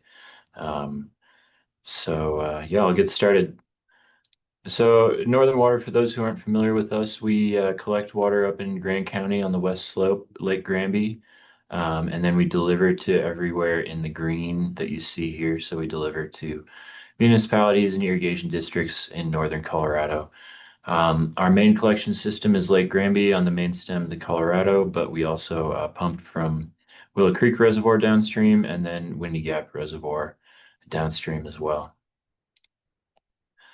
Getting into the specifics of the flights that we do. So starting in 2022, we had 2 flights per year in 22 and 23. And then with help from a Reclamation SNOFO grant, we were able to boost that to 3 flights per year starting in 2024 through this year for the Granby, Willow Creek, and Fraser basins. We usually try to do one kind of pre-peak flight in March, and then we try to get one around peak SWE in early to mid-April, and then one later past peak SWE once kind of the lower elevation snow tells have melted out so that we can see what's left above. And that's one of the big advantages of ASO for us is that there's a lot of snow above the snow tells that we just don't really have a good idea of once those snow tells melt out that are down lower. So we integrate it with our operational forecast in a number of ways. We've used CBRFC experimental forecasts, WRF-Hydro physically based forecasts with ASO added to it. We've added ASO to our own in-house forecasts, and then there's always the potential for future research projects and experiments with other organizations like Reclamation or the NRCS. So over the past 5 years, we've incorporated ASO into our models to help plan a number of operations. This gives us kind of more confidence in our forecasts and insights that we might not have otherwise. So up on the top left, our reservoir operations. So it helps us decide when and whether or not we should pump at Windy Gap and Willow Creek. And we always try to avoid unnecessary pumping for the cost that it has on our participants. It helps us decide when to make preemptive releases to avoid flooding. And then top right, setting our annual CBT quota. I'll kind of get into more of that in a minute, but that's the amount of water that we deliver each year. And so the Snowtel or the ASO data helps our board allocate the proper amount of water, because we're a supplemental supply, so we deliver more water in dry years and less water in wet years. So it's kind of a balance of running our storage too strong versus getting enough water to the people that need it. And then optimizing power generation, we have 6 hydropower plants going down the east slope that produce power enough for about 60,000 homes. And so optimizing power generation is important. And then there have been a number of environmental and watershed applications, particularly around the East Troublesome Fire. The Willow Creek Basin, for example, the snow-free LiDAR helped us assess vegetation change actually, and then the ASO flights with snow on have helped us assess kind of how snowpack is changing in a burned landscape as opposed to the areas that were unburned. All right, and then I'll talk about water year 2025 as just kind of a case study of how we use ASO here. So setting the scene for 25, we had an average peak SWE amount, which was great. It was an early peak, about 2 weeks early, April 8th versus the 23rd. And then we got below average spring summer precip, 77% April through July, and we saw above average temperatures. And so with that, even though we had average peak SWE, our April through July natural flows were a decent amount lower than average at 89% of average, even with that average SWE. So running through the forecast season and kind of seeing how ASO helped us with things. So the black line on this chart is the actual naturalized flow that we observed. The blue line is the CBRFC model guidance, and all the other points show a few different forecasts that we have at the time of each ASO flight. So the blue triangle is the experimental CBRFC model with ASO. The green circle shows Northern Waters physically based model without ASO, and then the triangle below it is with ASO. And then the yellow triangle is more of a basic ASO SWE plus April through July stream flow observed. So here on April 7th was our first flight. We were unable to get a March flight due to logistics, but we got the data just 2 days later, which was excellent because we had our board meeting on the 10th, which is when our board sets the quota. And so what was helpful here is that when we plugged ASO data into our forecast, it actually lowered the forecast a decent amount, and it actually got it closer to observed. And so that helped our board when setting the quota. And so to run through what the quota is, there are 310,000 shares that municipalities and irrigation districts own. A full supply is 1 acre-foot per share. The quota sets a percent of 1 acre-foot that each share will get that year. So a 60% quota, for example, each share would get 0.6 acre-feet. And the considerations when we when we set the quota is that it's based on the west slope supply conditions, how much water we have to allocate, but then also the district conditions on the east slope. So how much water is really needed? Is their local storage high? Have they gotten good precip? Things like that. So then April board meeting on the 10th, we were able to use that forecast that showed possibly lower water availability than what we had. And then the next flight was on the 29th. We didn't run our internal models after this, so I only have the 2 dots, but you can see that the forecasts decreased quite a bit, which ended up being closer to the true value. They kind of straddled those lines. So having that flight, lowering those forecasts actually kind of got us centered on what we actually observed in the end. And then our last flight was on May 31st. And this brought both the CBRFC and the Northern Water forecasts down, indicating that our forecasts were too high from April 8th. And they weren't exactly perfectly accurate in any way, but it still helped us to be cautious in our planning of how much water we were able to allocate and whether or not we should be pumping into Lake Granby. The idea being here, with the lower forecasts, we had more room in Lake Granby that we could then pump into, have more confidence that we weren't necessarily going to spill that water. So to illustrate that a little more with Windy Gap. So Windy Gap Reservoir, it's downstream below the confluence of the Colorado and the Fraser. It pumps up into Lake Granby. It's really not a reservoir for storage. It's more of just like a forebay for pumping into Lake Granby. So the 2 issues with Windy Gap is that it's a fairly junior water right, so it doesn't yield much in really dry years. And then the second concern that I was kind of talking about earlier is that if Lake Granby is going to fill later in the runoff season, then that Windy Gap water is the first to spill. And our participants spent all this money on pumping of water that we're going to end up spilling later anyways. So to have accurate forecasts of how much is going to come into Lake Granby, particularly in the late season, is really important for making those decisions on how much Windy Gap water we're going to pump.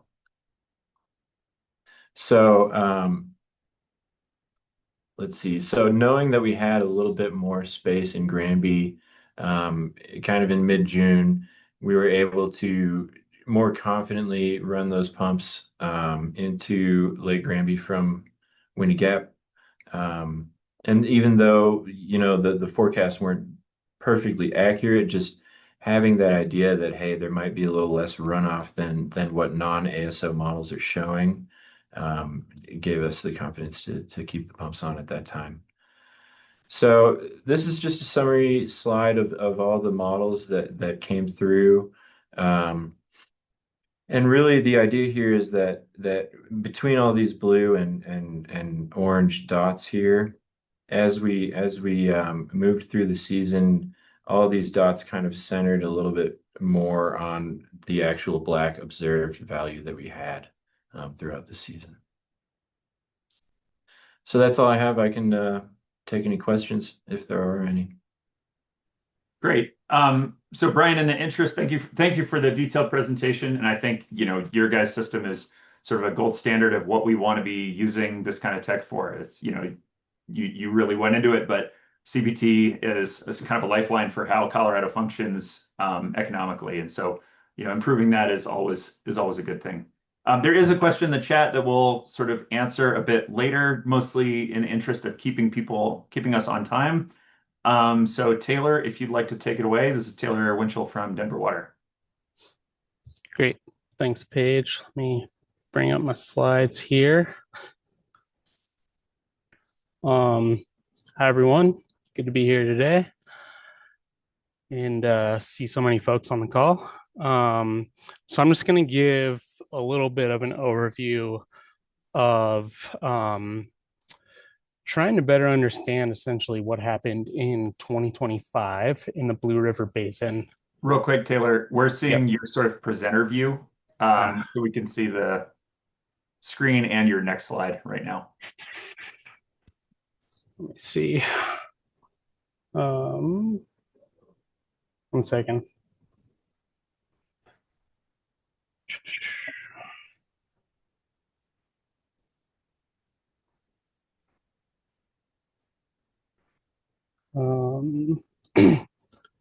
That same thing or? No, you're good. Okay, great. Yeah, so I'm gonna dive into kind of how we're starting to use ASO data in combination with other data products to look at runoff efficiency. And this was driven by trying to understand better what happened in 2025, where we ended up with quite a bit less stream flow than we might have expected compared to the snow size of the snowpack in the Blue River Basin. And just want to note that this analysis was done by Marion McDonald, who is a former intern here at Denver Water and is now at Precision Water Resource Engineering. So to kind of lay out this story a little bit, so this is a snow to flow plot generated by the NRCS. So in orange there, I'm going to be comparing throughout this 2024 to 2025. So what you can see is that 2025 stream flow was a lot lower throughout the whole season, essentially, than 2024. But when you, and then this is a historical median stream flow, which is sort of right in the middle of those 2 years. And then you start to look over here and you see the SWE accumulation curves for the SNOTEL stations in this basin. And they're with a squint of the eye, they look pretty similar. And when you start to dig in a little bit, they are similar in certain ways and they're different in others. So in 2024, or you can see across the three, 2024, 2025, and the median historical, they're quite similar in terms of what that peak SWE is averaged across those SNOTEL stations. So, pretty similar volumetric snowpack between these three. And then if you look at the ASO surveys for 2024 to 2025, this shows something similar for volumetric SWE in the basin. And these two flights were both April flights in this basin that we tried to do when approximately it seemed like peak SWE was occurring. So just a 7,000 acre foot difference in total SWE volume between those two flights. But then where you really start to see a difference is in the timing of snowmelt. So in 2025, the snowpack, going by the SNOTEL stations here, kind of started melting around April 8th, really getting into that ablation season. Whereas in 2024, the snowpack really entered that ablation season over a month later. And then historical is kind of right in between those. And you kind of see how that plays out similarly in the stream flow, the cumulative stream flow, or this is stream flow rates, but similar for cumulative stream flow. So you see that here in the bottom right there. I'm mislabeled through copy pasting there. 1 year at the bottom should be 2024 2025 is the lower one. So 2024 CBRFC calculated natural flow, 158,000 acre feet, and then substantially less in 2025, 116,000 acre feet.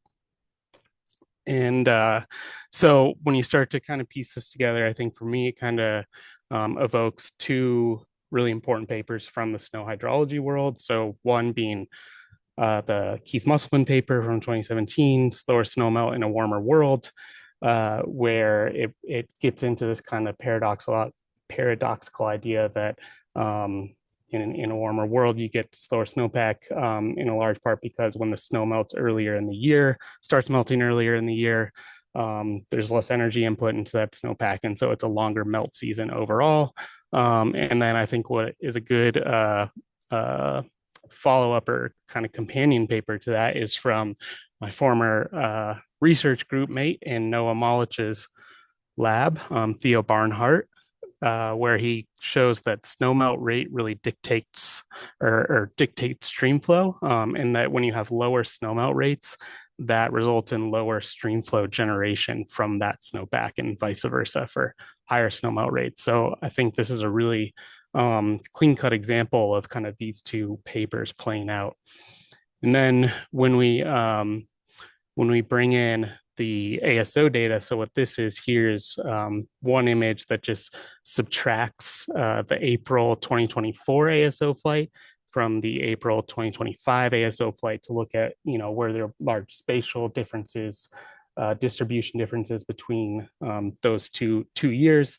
And I think the answer is like, yes, sort of. The actual absolute value of the differences is not too high across this image. The scale there goes to 0.25 meters. You see in 2024, there were some places where at the higher elevations, there was more snow, and then 2025, you see some at the lower elevations with more snow, but then also in 2025, there's some parts of the basin where you had more snow than 2024. So some differences, but it's kind of hard to get a real take home of what those differences are just by looking at it.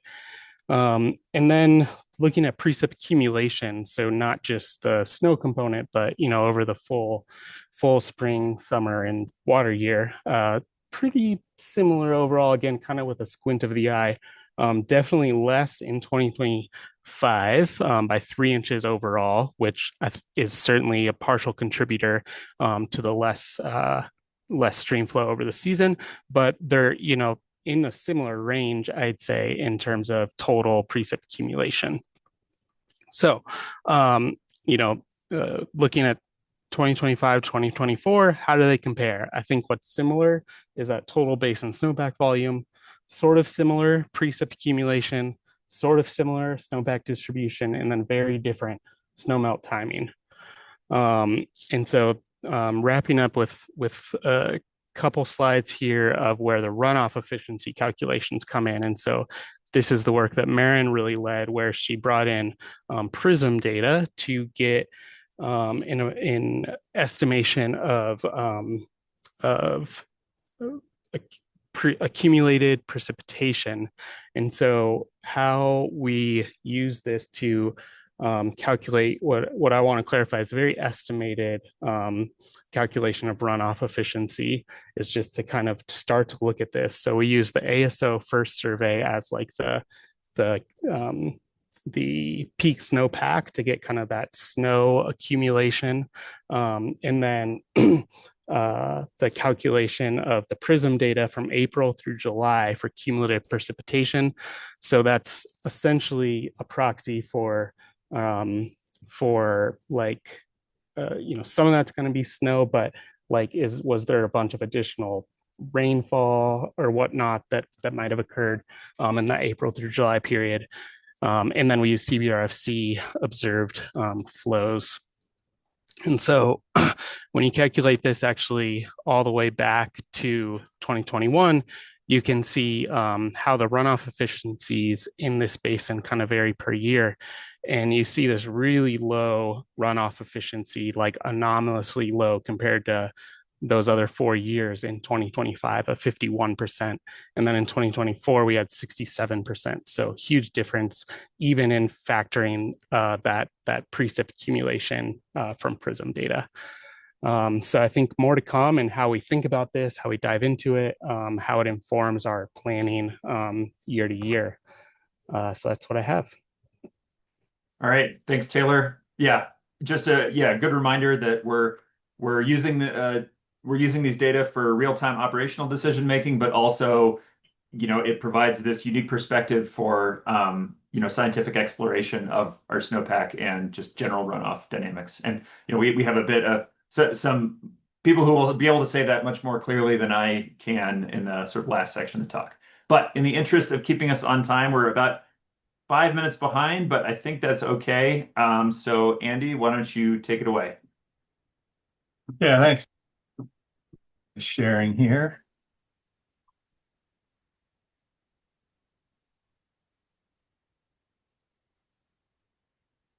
How's that, Paige? Are you guys seeing just the slide?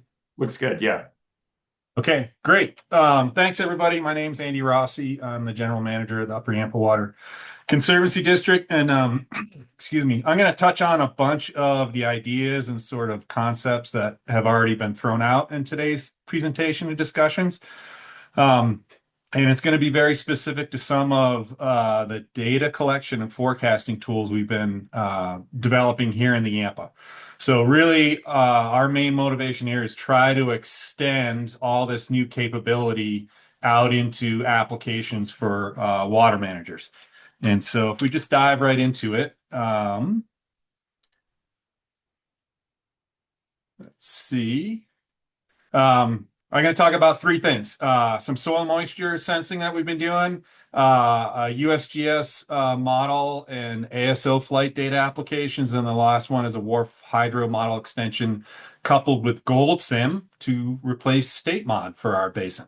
So we're going to do those. I'm just going to touch briefly on the soil moisture part of this first in a minute.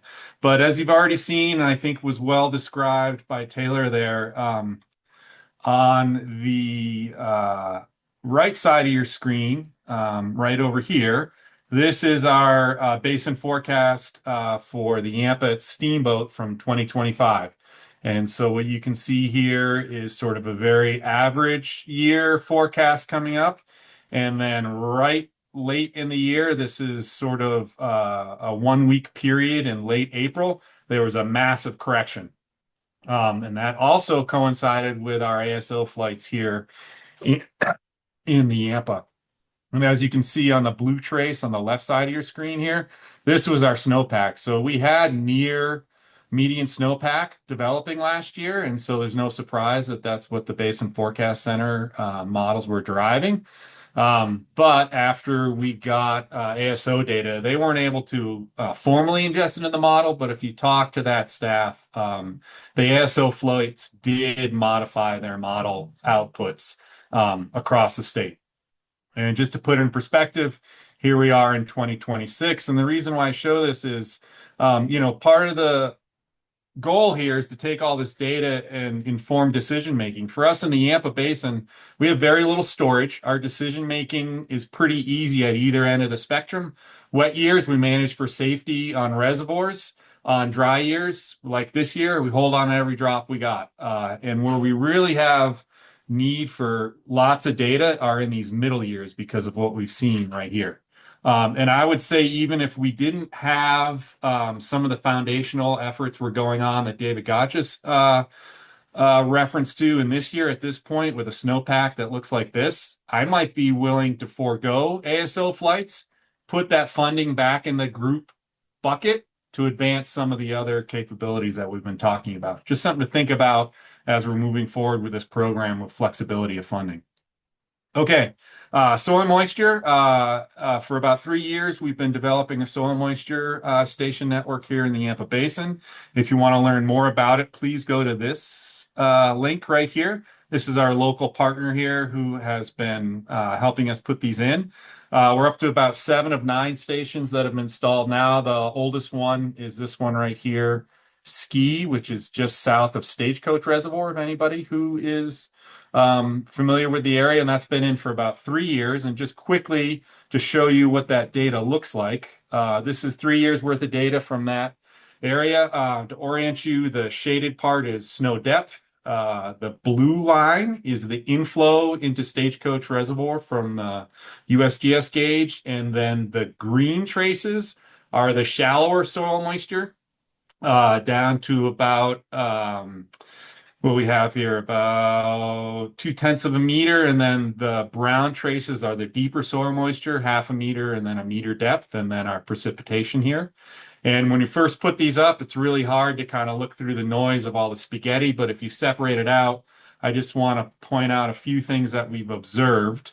I think it's important for us to look at this and come away with the message that if we think going into the fall, into the winter, that we have a good sense of what our soil moisture and antecedent conditions are for runoff, we have 2 winters, both 2023 and 24 here, And then also this winter, as dry as it is, where we can see some real volatile dynamics in our soil moisture over the winter. And one of the things I want to point out here is this is a lot of rain coming in late in the Yampa Basin in the fall. You can see the shallow soil moisture really rebounding. But basically, since the first of the year, our soil moisture has been drying out significantly.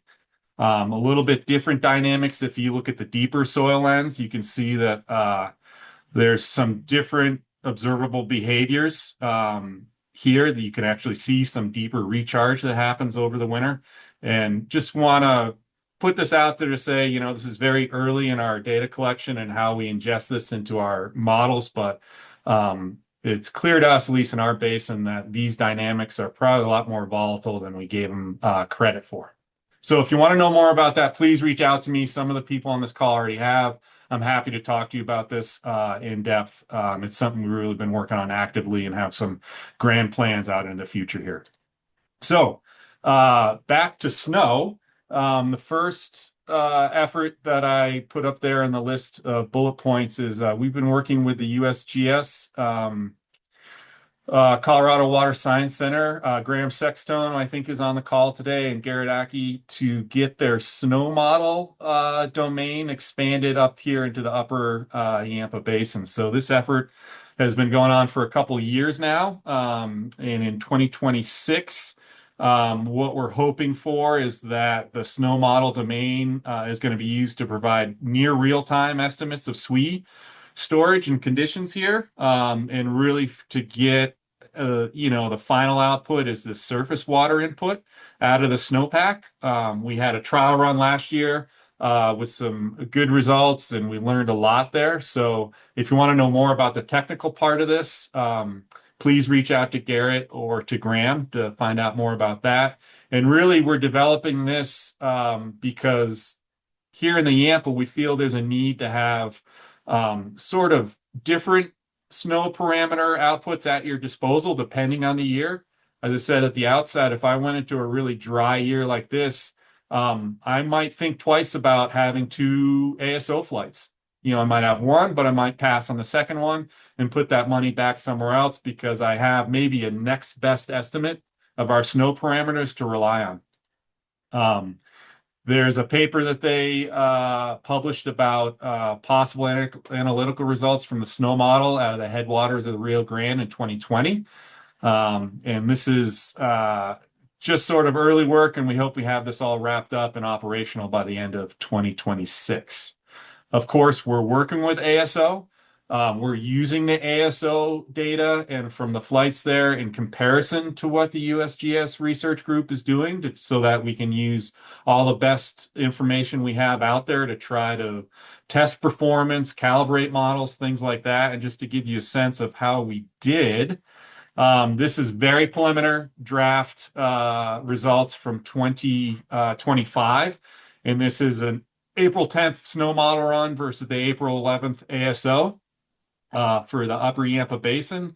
And you can see here the Snowmodel itself tended to overestimate what ASO was saying, but then Graham and Garrett were able to apply some rapid snow covered area data and have an update to the model. And you can see in the 601,000 acre feet and 608 from ASO, we came much closer in line.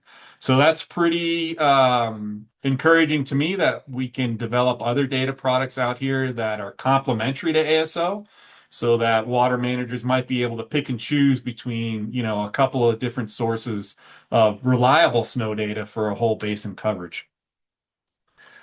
Okay, the other big thing that we're working on with Paige and the ASO folks, and also eventually from the Snowmodel, that surface water input will be ingested into this, is we were successful in a Water Smart grant from Bureau Rec, and we're working with now Spheros. At the time it was LRE and the CW3E research group out of the Scripps Institute, mostly Ming Pan.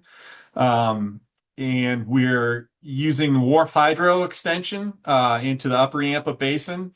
And we are developing natural flow inputs that we wanted to have both natural and managed flow inputs to directly input into the StateMod model. Most of you are familiar with StateMod probably through the Colorado Water Supply or Water Plan products that come out every few years. And our hope there was to use a lot of these new and better snow data products to end up with sort of a predictive hydrology set that we could then input into StateMod and come up with some predicted water use or range of water use in our basin.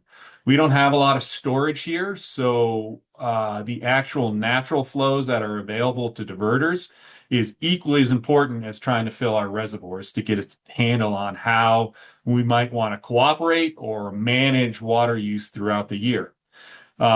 I just want to kind of point out, this is not a replacement or a predictor for water rights administration. We're not going to be able to guess the day the river goes on call, but it is a way to kind of give us an updated management tool to maybe predict where we're going to have critical dry points within the system, and then very early on try to reach out to water users and see if there's some sort of real-time in-season management and cooperation we can come up with.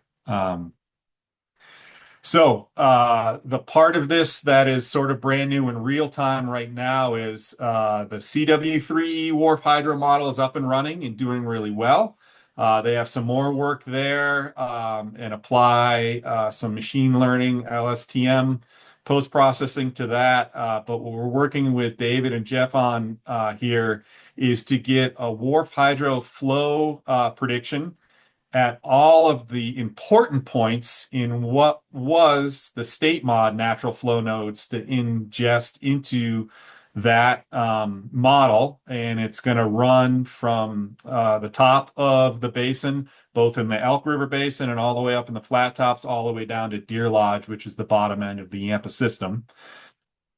We have some existing WRF-Hydro points that the ASO folks had in their data products already, and then the green points are the new ones that we are trying to develop with ASO folks to get that output here. Okay, so the WRF-Hydro extension, what we really want to do, as I said here, is get these monthly natural flow data at these key areas in the Yampa Basin. We're going to use gauge data to calibrate some of the zones there in the mass balance in the model itself. And then, as I mentioned, we are going to apply a machine learning, LSTM, long short-term memory machine learning process to do some post-processing to the CW3E model and then see how it performs compared to ASO as well. The part here, and I might hand this over to Paige to kind of go a little bit more in detail, is, when we first started this, as I mentioned, we had intended to take the WRF-Hydro modeling and everything else I've already described and input it into StateMod. And after looking at StateMod and talking to Paige and others, we're really, I think, at the point now ready to put StateMod to bed, but to extract all of the great and useful information that's in StateMod right now. It aggregates all the components of water demands and water rights and reservoir characteristics and existing natural flow data sets and all of those operational things that we need to be able to come up with a water use model. And really the final product here is that we want to have a model that integrates the improved stream flow forecasts from WRF-Hydro and all the other data products and delivers a stream flow and operational results throughout the Yampa River Basin. I can pause there for a second. Paige, do you want to add anything on this component to the project? Yeah, I mean, in the interest of kind of keeping us on track, I'll say that, and also because I know that some of the CWCB folks who help manage CDSS and StateMod are on the call. We're using the back-end databases of StateMod, namely the water rights and water demands, and that relationship as the backbone to allow for this real-time decision-making around, what we think water rights will take and how reservoirs will yield as a result. And when there's significant pinch points on the river, where demand outstrips supply relative to priorities. So that's really kind of what we've taken from state mod. And this will be a really good test case of a year of what kind of decision making we're able to make, and yeah, how this can kind of make the basin that much easier to manage. So that's kind of all I'll say now. Yeah. Yeah, and just to kind of wrap things up, what we're really working towards here, and these are really sort of early foundational efforts, is to move away from this reliance on, the tried and true forecasting products that we all see have some limitations, and those limitations, shouldn't be blamed on the forecasters and the modelers. It's just that those systems were built for a different, maybe hydrology or a different application. And to come up with a suite of options that we can look at. I would reference maybe the California system. I think it's called Snow Tracker or Snow Tracks, where they are able to display, maybe up to half a dozen different snow and flow models in real time. And then I think, once we have these models up and running, what I would like to do is explore a concept, which I think is out there in the research from the CEU community, that different models are better at predicting different hydrologies, and to be able to sort of, once we get a suite of different models to look at and different forecasts, then start doing the work to figure out, where do we pick and choose as water managers, which one of these products might be best applicable to this year. So it's a very long-winded saying, I think we need a couple more options for water managers, and this is what we've come up with to kind of move things forward. So thanks a lot. Here is my contact information if you have any questions about this, and I think I'll let us move on from there. Thank you. Yeah, thank you. So Matt, you're from Kings River. I would be curious, would you be willing would you be willing to go a little bit later? Could we push off? There's just a handful of invited folks that had said that 30:30 was sort of a hard stop for them. So I apologize to sort of do this to you this late in the game. I have a meeting that started half an hour ago that I need to get to. So, and I have a great segue, if that's all right. Okay, great. Thank you. So again, anybody can throw more questions in the chat. I feel like there's been some good discussion in there. But I would like to turn it over to some of the use of ASO by various academic and governmental groups in their sort of forecasting and product improvement. So we have 4 speakers. Again, we're a little tight on time. We can go over 3:30. There's not a hard stop to the meeting itself. But I want to respect people's time as much as possible. So we have Cody Moser from the CBRFC. They've delivered some streamflow forecasts with and without ASO data, and have been using it to improve their forecasts over time. He will speak a little bit here in a minute. We have Noah Molotch from CU on their CU SWE product. Gus Goodbody from the NRCS on some of the tools that the NRCS continues to roll out and improve. And then Graham Sextone from the USGS, who can speak a little bit about the Snowmodel that Andy mentioned. So Cody, if you're on, feel free to take over.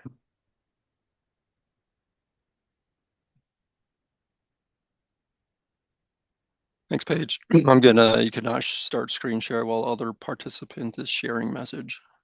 Okay, I think, am I not sharing anymore? I think I tried to stop. Paige, real quick, it sounded to me like Matt needed to go next. And Oh, then we I'm might sorry. need to rearrange the federal partners based on who has to leave at 3:30. Okay, I tell you what, I will put Matt next, and then we can just keep on going. Sorry, guys. Sorry. Thank you for being flexible about this. So yeah, Cody, you can go ahead. All right. My slides come through okay? Yes, I can see it. All right. So I'll try to make this quick. I have about 5 or 10 slides. A few of them shown a few weeks ago at the Bureau of Reclamation Snow Water Supply Forecast Technical Forum. All right. First slide, what we're looking at here, graphics showing our forecast domain. So we cover the Eastern Great Basin, Upper Colorado, and the Lower Colorado Basin. And you can see the ASO Snow Survey coverage and where it lands on top of our domain with those shaded blue areas, also showing the upcoming Uncompahgre flight this year. So starting to get a lot of coverage. We're also running an iSnobal model. You can see what domains we're running that over on the right. So those typical crucial high elevation headwater areas. So there's been a decent amount of discussion about our experimental water supply forecasts, where we basically insert ASO estimated SWE into our model and run it through ESP and get an experimental forecast with a different SWE input. So unfortunately, we are discontinuing those this year. It's not to say we will absolutely be continuing to go download the data, process it, typically, how we usually have been. Just what we're not doing is pushing it through our ESP modeling. And part of the reason is just the rapid ramp up over the past 4 years and the number of flights and the number of experimental forecasts that has led to. So you can see there's a table, 11 flights in 2022, more than double that last year, up to 26. And our experimental forecasts have increased fourfold. So just wanted to put that out there. We are discontinuing these. We are still planning on saving off a copy of our model. So in previous years, we would do that every day there was a flight. We are changing that to usually there's a weather window with several flights. So we have plans to grab a copy of our operational model and states after hopefully, several flights have occurred. And, if we need to, in the future, plug that in and run through ESP for analysis, we should still be able to do that.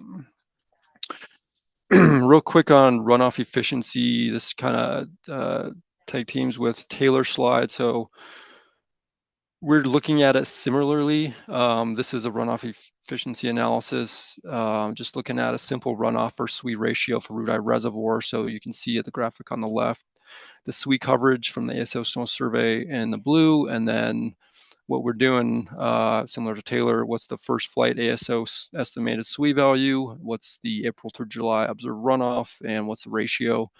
And you can see, for this basin, last year about 64% or 0.64 is that ratio. Also included is this spring, early summer precip percentile. So I think part of what happened in the spring of 2024 is we got fairly wet with April through July precip around the 80th percentile. So that led to additional snow accumulation and better runoff efficiency. So, looking at these, we do this for all basins that are flown more or less. So, this gets us a good range, kind of low end, maybe 65%, on the high end, about 80% runoff efficiency, develop a regression, easily throw in next flight and get April through July estimated volume. So this is a SWE dashboard that is currently internal. So we're looking at a lot of data. This is an example for the Roaring Fork near Aspen. So previous slide, this is this APNC2 basin. So same Roaring Fork flight. So that's where we are looking. Tons of snow products out there. So this has allowed us to look at various SWE products over several years, and how our model stacks up against other SWE data sets, and where we think we could investigate improving our model and better understanding all of these different SWE data sets out there.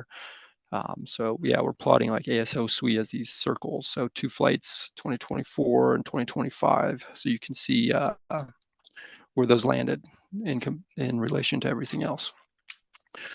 This is looking at our operational model. I grabbed this yesterday, just showing, how we're looking at all these data sets. So this is looking at the basin above Rudai Reservoir, the frying pan. This is showing for all these SWE data sets that we're ingesting into our model, processing the range. So this is above 11,000 feet, about a 61 square mile catchment. Fairly good agreement with our iSnobal model, simulating about 5.5 inches, UA SWE 7 inches, and then SnowDAS and Snow 17 in the middle. Similar plot for the upper green, so they've received a lot more precipitation and snow this year, so you can see a lot more variability here with UA, University of Arizona Swan, 12.6 inches. Our iSnobal simulated SWE is 5 inches higher. So a lot more variability up there. So showing snow tells, which are all below 10,000 feet in this area. So again, we are discontinuing the ASO informed experimental water supply forecast. We will still go download the data, process the data, compare it to our model, determine what adjustments are needed, if any. We're looking at lots of snow data listed there. And yeah, just continue understanding and advancing what we do. So I'll stop there, Paige. Great. Thanks a lot, Cody. And a reminder, as people are rushing, not rushing, but getting through their presentations quickly, this will be recorded. So if there's details that you want to sort of go back through, it'll be on YouTube. Okay, so yeah, apologize for the back and forth, but Matt from Kings River, I understand you do have a hard stop soon, so feel free to go ahead. Unless your hard stop was already at 3. I'm sorry about that.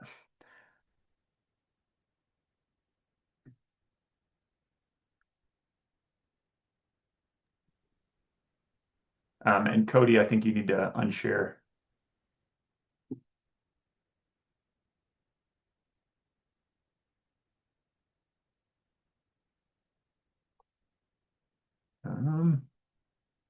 Matt, you still on there? I am. Oh, there we go. Okay, sorry about that. Go ahead. All right. So just building off a presentation or two ago, there was some talk about some snow track stuff. So I'm going to share my screen, and you all can see what's going on here in California a little bit. From the Kings River Water Association, we represent this bluish law down here. This is a representation of California and the Sierra that you'd be looking at. And you can see broken up by hydrology. This particular website is the Snow Tracks. This is California Snow Survey program. And one of the tools that they've built out to help water managers. Matt, apologize to interrupt you. You're kind of hard to hear. It sort of sounds your mic sounds kind of garbled. Maybe I'm the computer closer. How's that? Yeah. So this particular portal is a useful place to put together all of the models and forecast into one location, so water managers have an idea of what's going on. This page is basically showing where we think the snow is at in each of the basins that is total. The gray ones do not currently have a snow estimate. And the Kings watershed is snow is an important component of it. At this point in time, we have the most snow in the state by watershed, looking at about 1 million acre feet. And I'm going to click through to the next one. It'll go real quick. On this one, this is just the Kings at this point in time. A bunch of different forecasts, but I bring it here because this is where the value of this sustained program comes from, is having flight measurements, having on-the-ground measurements to validate all these models is really important. And I believe it's a catalyst that brings all of these future physical-based models and other forecasts all together. Yeah, it's not just model in, model out. You actually have something to validate it. And if you click back in time in any of these portals, you can just see that we just have less tools. The further back you go, you have less tools. You come here and there's almost too many to visualize all at once, but you can turn them off and really hone in on what you need to look at.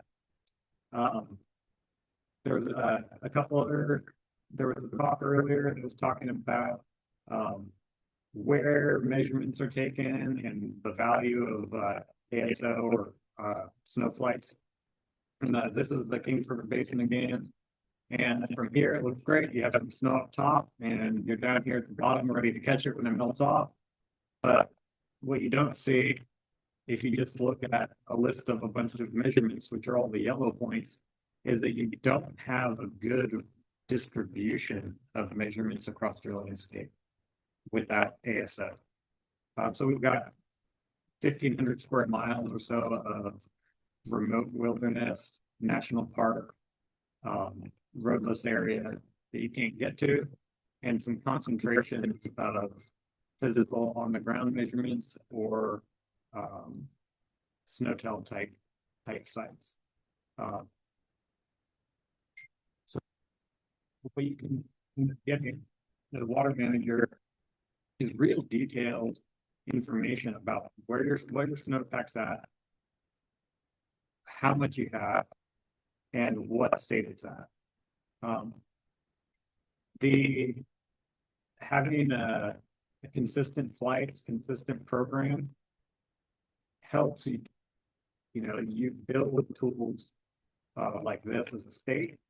It helps individual forecasters, or like for us at the California Nevada River Forecast Center, start to then incorporate that information into their forecast. So it's almost like a catalyst for developing more tools that we haven't even thought of yet. And unless you would like me to go into some information or some scenarios from our ASO observations or runoff observations, I'll kind of stop there and leave it for questions. Great, thank you. Yeah, I've asked somebody to ask a question in the chat so that I can share the link to that, because I'm not actually sure that I could just share the links directly via Zoom. I think it has to be Q&A. But thank you for sharing that. I think a few of us are aware of that SnowTrax dashboard, and it's definitely something we're looking to work towards in Colorado. So moving on and keeping us on track, we have Noah Molotch from CU Boulder, who's going to talk about his CU SWE product. And yeah, take it away, Noah.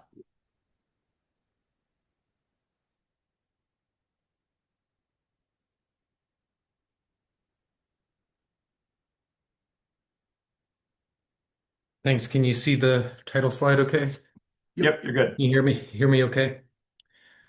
So thanks for the opportunity to present to everyone. I'll be talking about a SWE-Fusion product that is available operationally that we've developed here at the University of Colorado. And it incorporates ground-based observations, satellite-based and model-based snow water equivalent reanalyses, and ASO data when it's available. So I'll bring some emphasis to the way we use ASO data for this group in a few moments. I want to just acknowledge that Emma Tyrell, Leanne Lestack, and Eric Gosnell are really the primary team members that make all of this happen. And I'm really grateful to all of them for all their work. But there are many others mentioned here, many of whom have already spoken in this forum.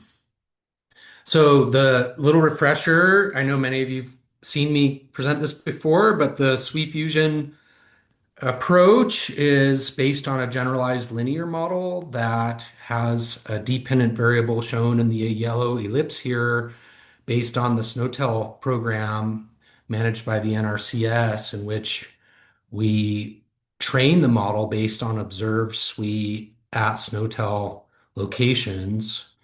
And then we include a suite of independent variables, many of which are also incorporated in PRISM, some of which are derived from the MODIS satellite observations of daily fractional snow covered area from Carl Ricker's team, who's also at the University of Colorado.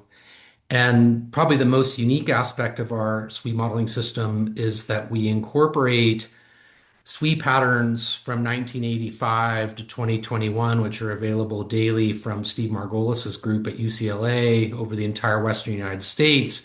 The idea being here that although there are no perfect analogs today with regard to our current SWE pattern in the historical past, the historical past has many SWE patterns that may have some explanatory power with regard to the current SWE pattern. So we intend to leverage that here. And we currently do that with this generalized linear model, although we are migrating this toward different machine learning techniques under our research wing. And then I'll bring attention to the bottom right here was that after we do all this modeling of the SWE distribution, we then, in basins where ASO has flown, we identify the error in our model, and then we bias correct forward in time in those watersheds based on that error pattern so that our model estimates are informed by ASO moving into the future. And I'll talk about that here in a moment. We are currently funded by the Bureau of Reclamation under our current contract through this water year. So we are operationally producing SWE information currently, and we are doing that in 5 distinct different modeling domains across the Western United States. So for those on this call, the Southern Rockies domain shown in the green rectangle is the one that, of course, matters most.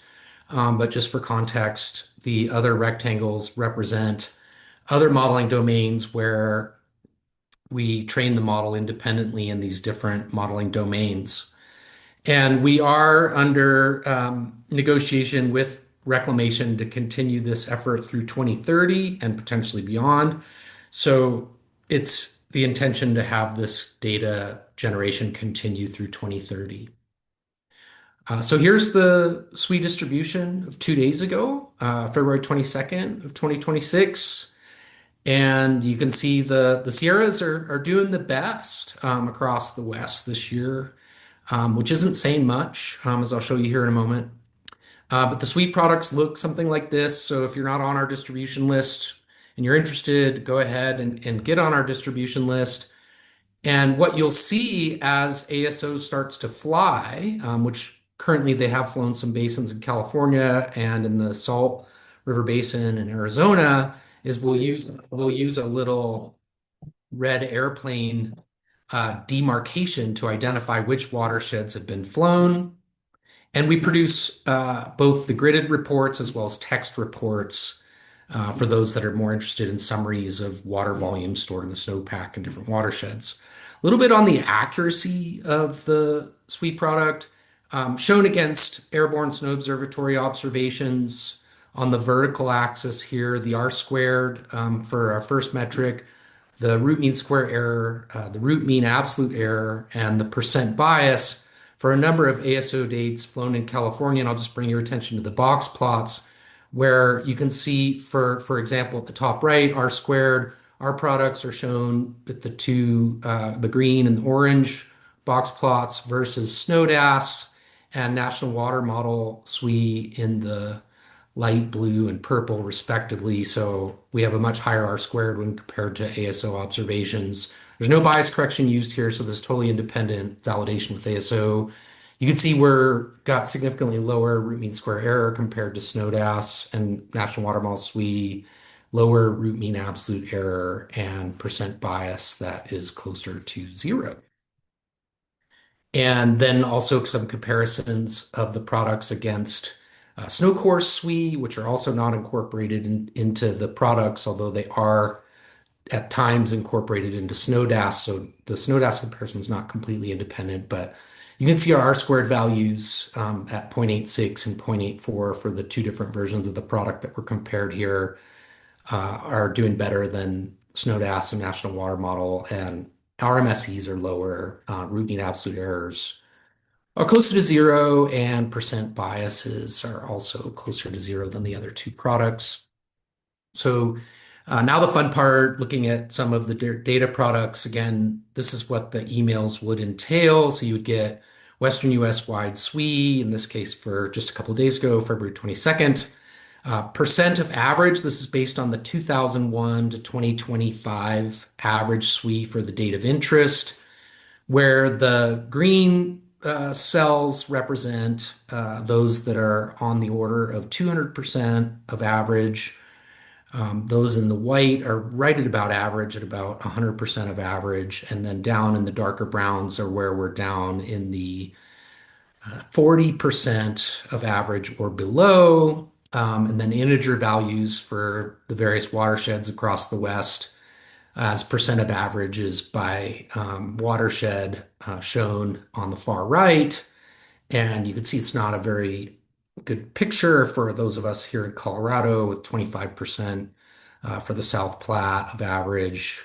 The Yampa doing at 49% of average, relatively well compared to the rest of the state, but really most of the Western Slope is in kind of that 40 to 50% of average, which did not look as, it would look even worse if we go back to February 8th. So zooming in here on the Southern Rockies modeling domain, and of course in the upper right of that is Colorado and Southern Wyoming, and you can see the SWE pattern on February 8th of this year. And then percent of average, mostly in the browns, so well below 50% of average, although in the higher elevations doing closer to 80% of average, which is really what you get from the SNOTEL. So that's, I think, an important point in terms of what you get from any kind of spatial product relative to SNOTEL, is that SNOTEL are sampling specific locations in the physiography that might not give you the complete picture of what the percent of average is in the watershed. Although in terms of its use as an index of water supply, that's kind of different than the goal of characterizing the spatial pattern of SWE, of course. So it shouldn't mischaracterize what the SNOTEL are really designed for. And then if you look at on February 8th, you can see, again, we're doing actually worse a couple of weeks ago on February 8th with 20% of average along the Front Range and in the southeast part of the state, and then doing on the order of about 40% of average on the Western Slope. And then we go a week forward in time to just a week ago, February 15th, and you can see the percent of averages by watershed hovering still in that sort of low 20s on the east side, and then the 40s on the west side of the divide.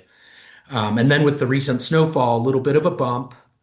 But it's important to note, right, percent of averages don't go up unless it snows more than it would on average. So this is on average a fairly snowy month, of course, for Colorado.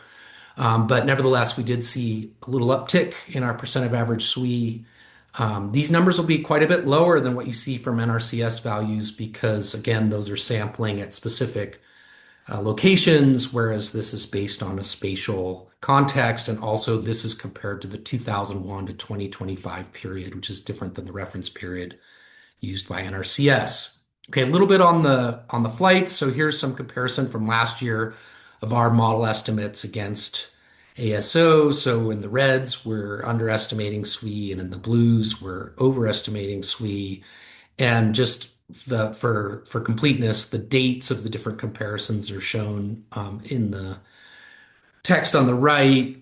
The point that I want to make here is that if we look at these spatial patterns of the error and we take the assumption that those error patterns may have some consistency in time, then if we have ASO data from, say, 1 week ago or 2 or 3 weeks ago, and we have estimates of our error pattern based on those flights, we can bias correct our model in real time. And so here's an example for the Windy Gap area where you can see our SWE estimates against ASO, again, where we're underestimating or overestimating SWE, shown in the reds versus the blues. on the left without bias correction, and you can see some of these deeper red colors indicating some relatively large SWE errors on April 29th of last year. But if we use the April 7th flight of Windy Gap and the error structure from that April 7th flight to bias correct our estimates on April 29th, then you can see that that error pattern changes and a lot of the grid cells with the darker reds start to disappear. And overall, the model does much better than it did without the bias correction. And that's using data that is 3 weeks old. So it can really help, especially if ASO stays flying about every 3 weeks, then our model represents a source of information that can be used between ASO flights and that is informed by the ASO flights.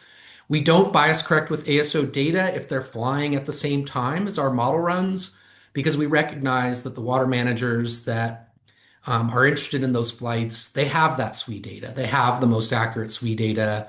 So it would sort of be cheating for us to use that flight to bias correct our data on that same date that the flight occurred.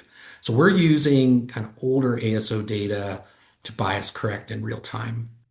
And then to show you kind of more robustly versus that just Windy Gap anecdote for a number of different ASO acquisitions, what the accuracy looks like before and after bias correction. The red box plots here represent without bias correction of our model.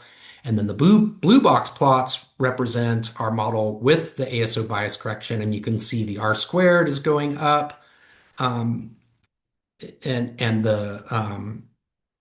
whether it's in the forest or in the alpine zone or in a land cover type that we might refer to as other, which is mostly in lowest elevations, you can see that the R squared values are consistently going up.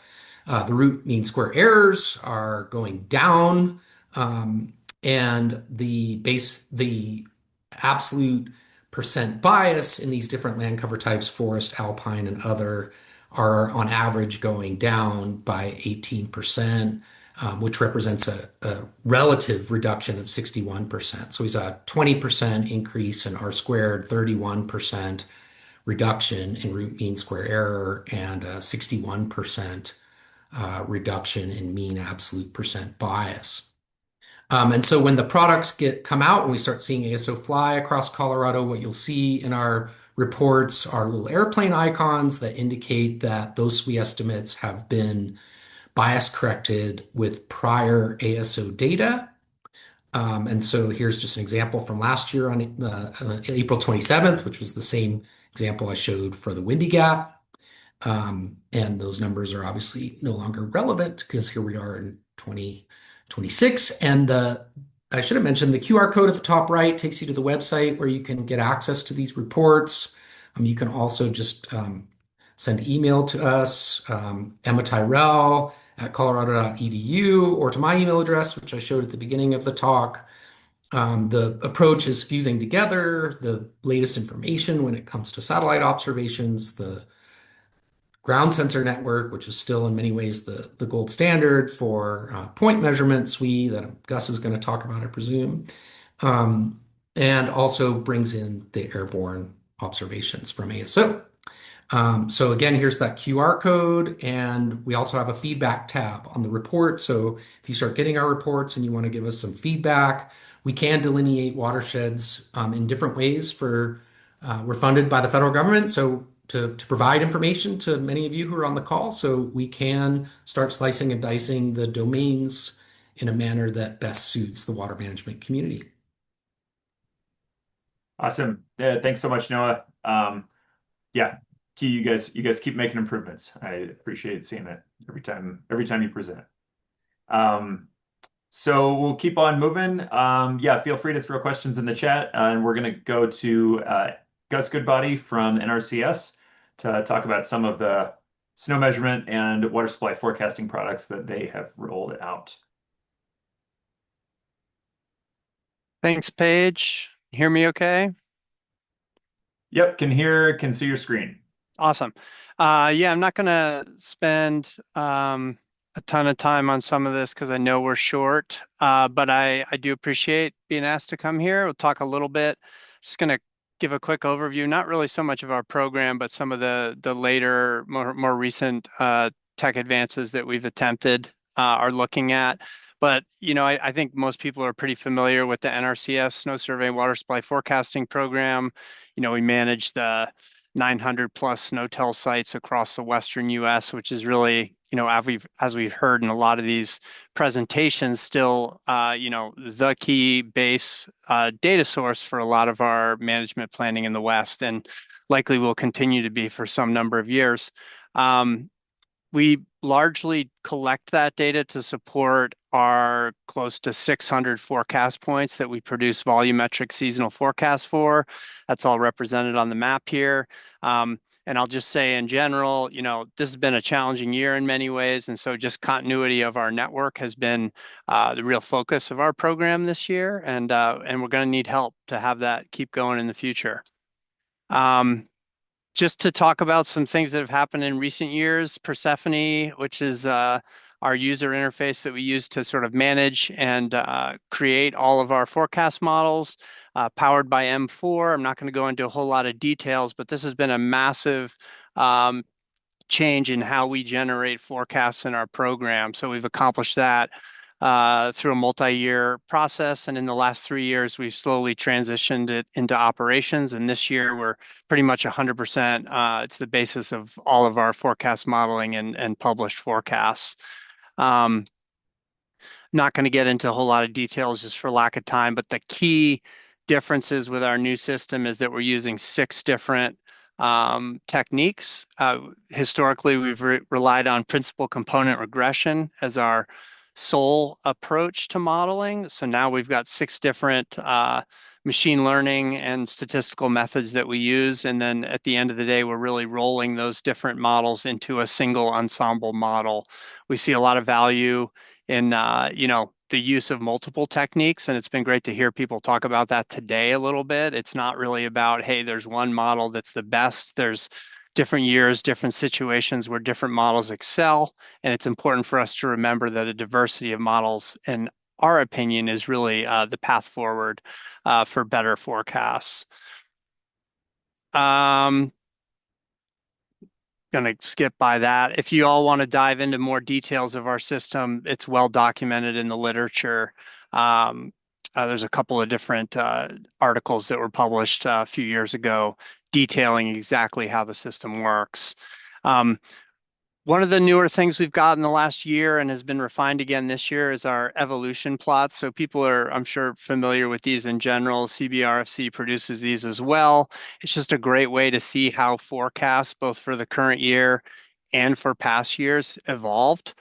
So it serves both as how our forecast changing through the year, what's the range of probabilities for the given year, as well as a nice verification tool for past years to look at how things finished up and also how that forecast evolved through the year. So this is a lot of you, I'm sure, are familiar with our interactive map. It's been shown and referenced a few times today. You can access these evolution plots from that. So if you're looking at forecasts on that interactive map, you can click on those points of interest and you can access the evolution plot pretty easily. Just a sort of bigger view of what that looks like.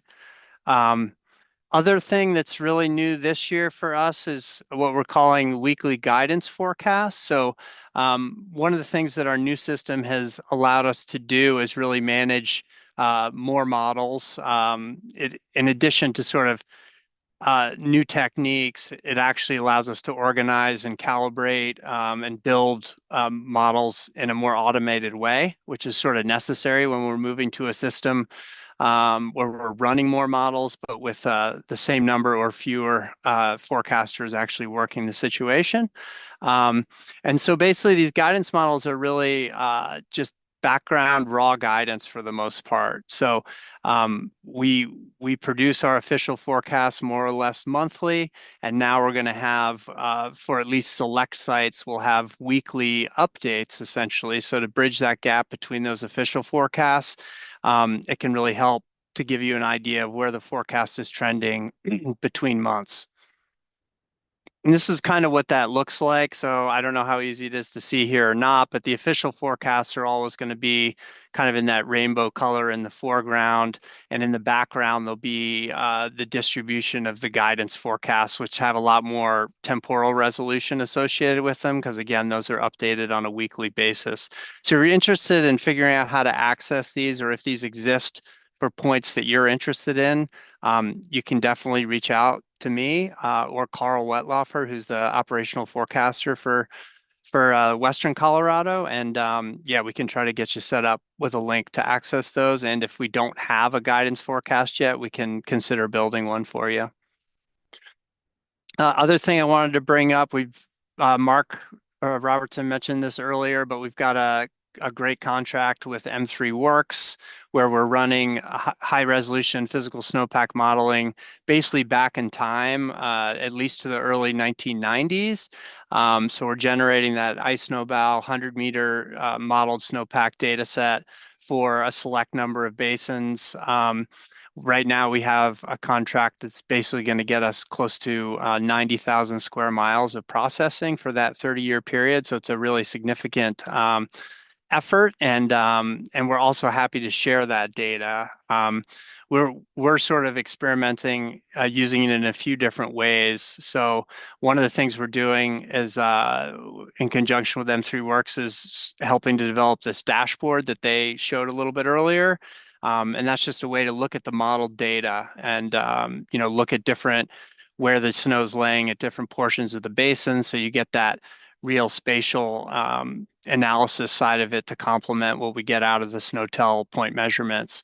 We're also using the data to we're extracting those 30-year results to feed our forecast model to see if that spatial modeling can actually improve the forecast results that right now are largely based on just the point measurements. So that's sort of a work in progress right now for us. And the last way we're using the information is actually to inform, better understanding for how snow lays across the basin, so we can optimize new ground-based monitoring that's going in as well. So it's another objective tool we can use to support that effort. These are just a couple shots related to that contract and things that are available through that dashboard. We're familiar with these sort of especially the two on the left here, kind of that evolution of snowpack. And now, since we've run the 30 years of data, we can actually have exceedance probabilities that are similar to what you see from our station measurements. And then the middle one is getting more at that elevation distribution. So rather than just a point, we're obviously evaluating data from across the entire domain, which can be really informative in terms of understanding how the snow is shaping up this particular year, differences in high and elevation, middle snowpack, et cetera. Other thing I wanted to mention is we've started to publish these forecast area of interest reports, which basically for every one of our forecast points, we have a report that's a bunch of geospatial analysis, just characterizing the geophysical aspects of the basin, also where our sites are and where they, what sort of areas they represent. And some things we've added to those just recently, which is exciting, is a new fire disturbance history. So basically, we've done some geospatial analysis on basically about 30 years of historic fire data and burn severity data, so we can get a better understanding of the cumulative effects in different basins over time. So you can access that. This slide here was basically go to the interactive map again, go to the forecast, click on that forecast. You have access to both that evolution plot, and then down at the bottom left corner there, you'll see that forecast area of interest report. Click on that, and you can access that for the basin that you're interested in. Finally, we've had this super site initiative going on for a few years now. The main point here is that we're still actively pursuing new sensors to complement, the current needs. whether that's to support additional sensors at existing sites or to create new sites, and also to support, physically based and other hydrologic modeling that's happening across the community. And I've got one other bit I'm going to close with. Just give me 1 second because it's in a different slideshow.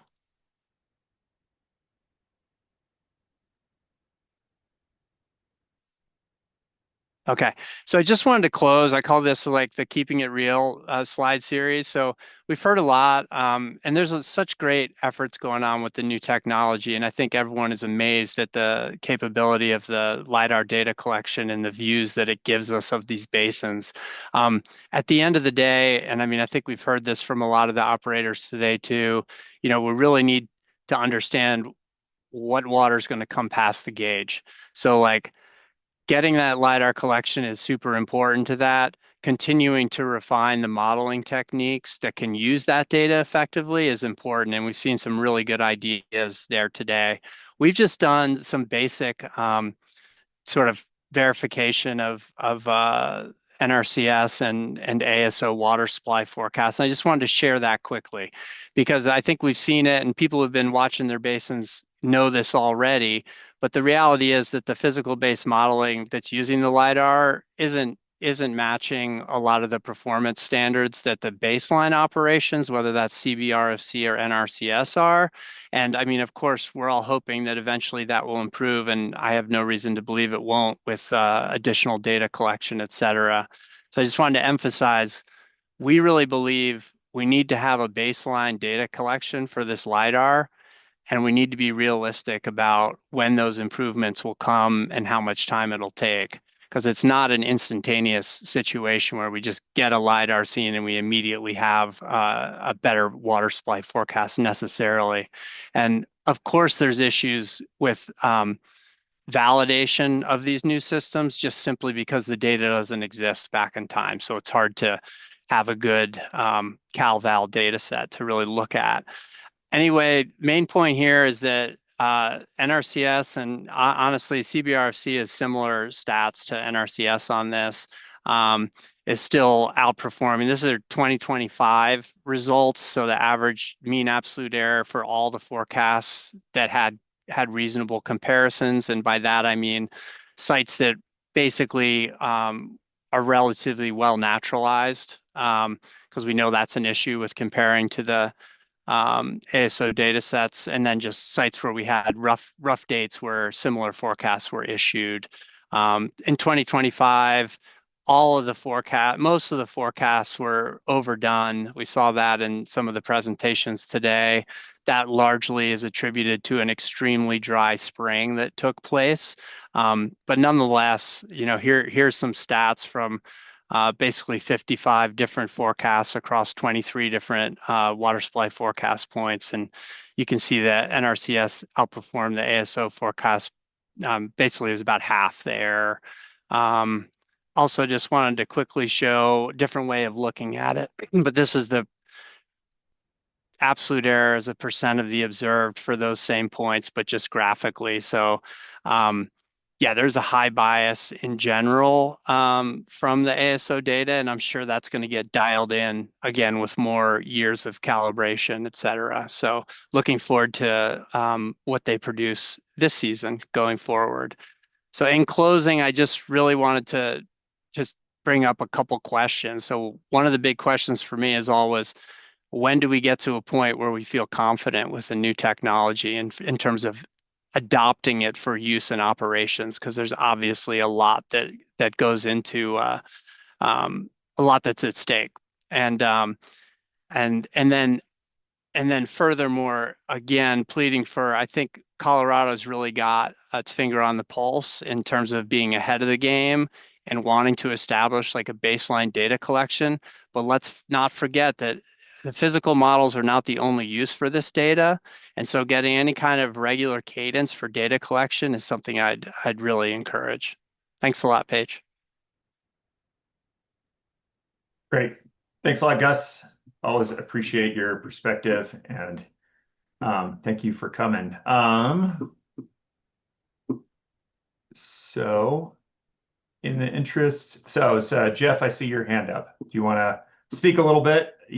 I think Gus was speaking to your guys' product a little bit, so seems. Yeah, just question for Gus. Gus, do you have that methodology and data published somewhere that we could take a look at? I mean, seems like pretty compelling stats, but would like to know what you're comparing to what there. Yeah, I'd be glad to share it with you, Jeff. Okay.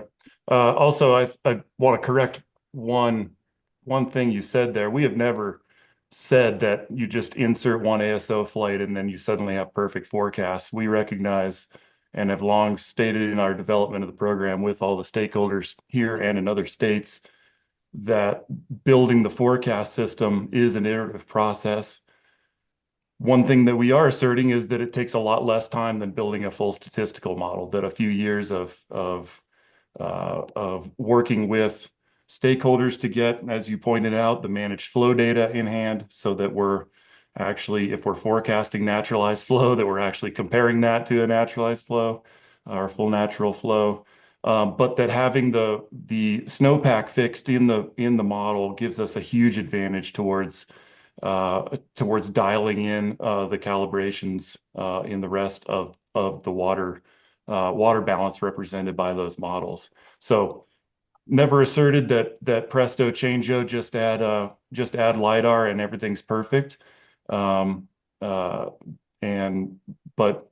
we've also, always recognized that there still remains statistical power in the station data and the snow course data.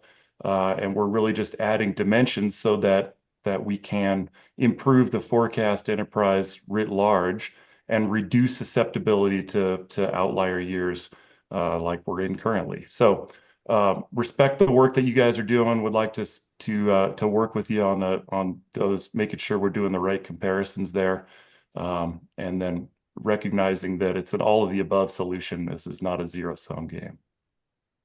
Totally agree. Yeah, thank you guys for that. Can we get, so I think we're on to our last speaker. I know we're a little over time and I appreciate the people who have hung on this long. So let's keep going through it. And so I think Graham Sextone, you are the last person on the agenda if you're still here. Yes, I see you still here. I think, Gus, you need to unshare your screen so he can share.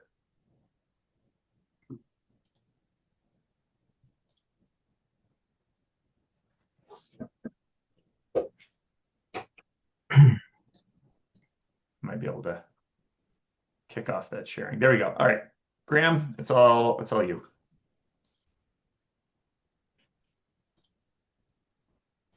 Okay, can you see that okay? Yep, I can see you and I can hear you. Go for it. All right, great. Thanks, Paige. Thanks, everyone. Excited to get the chance to share some of our ongoing snow model applications that we have going in the Western US. Can you see this? I'm trying to move this pane out of the way. I could see your full slide. There we go. There you go. Sorry, it was just blocking my screen. Yeah, so with the USGS, we've been undertaking research activities, really trying to focus on improving our capabilities for estimating snow distributions in complex mountainous environments. And we've really kind of taken an approach trying to develop our physically based snow modeling capabilities specifically. I think Mark did a really nice job earlier today highlighting sort of the value in using kind of this physically based modeling approach. And so I can kind of skip over that and jump in more specifically into some of the motivations that we've had for this research, particularly in Colorado and our high elevation mountainous environments. The late season snow conditions, particularly above tree line, are often really underestimated by the available SWE data sets that we have. SNOTEL stations Snowdass, for example, here late in the season is often kind of really limiting our ability to understand these high elevation snow data sets. So an example on the screen is showing in June 2023, Snowdass essentially showing no snow left in the Big Thompson Basin. Whereas if we look at a Landsat snow cover area image, we see still pretty substantial amount of snow in the highest elevations. Similar in the plot in the top right, highlighting kind of the depletion observed by SNOWTEL stations and also simulated by Snowdass.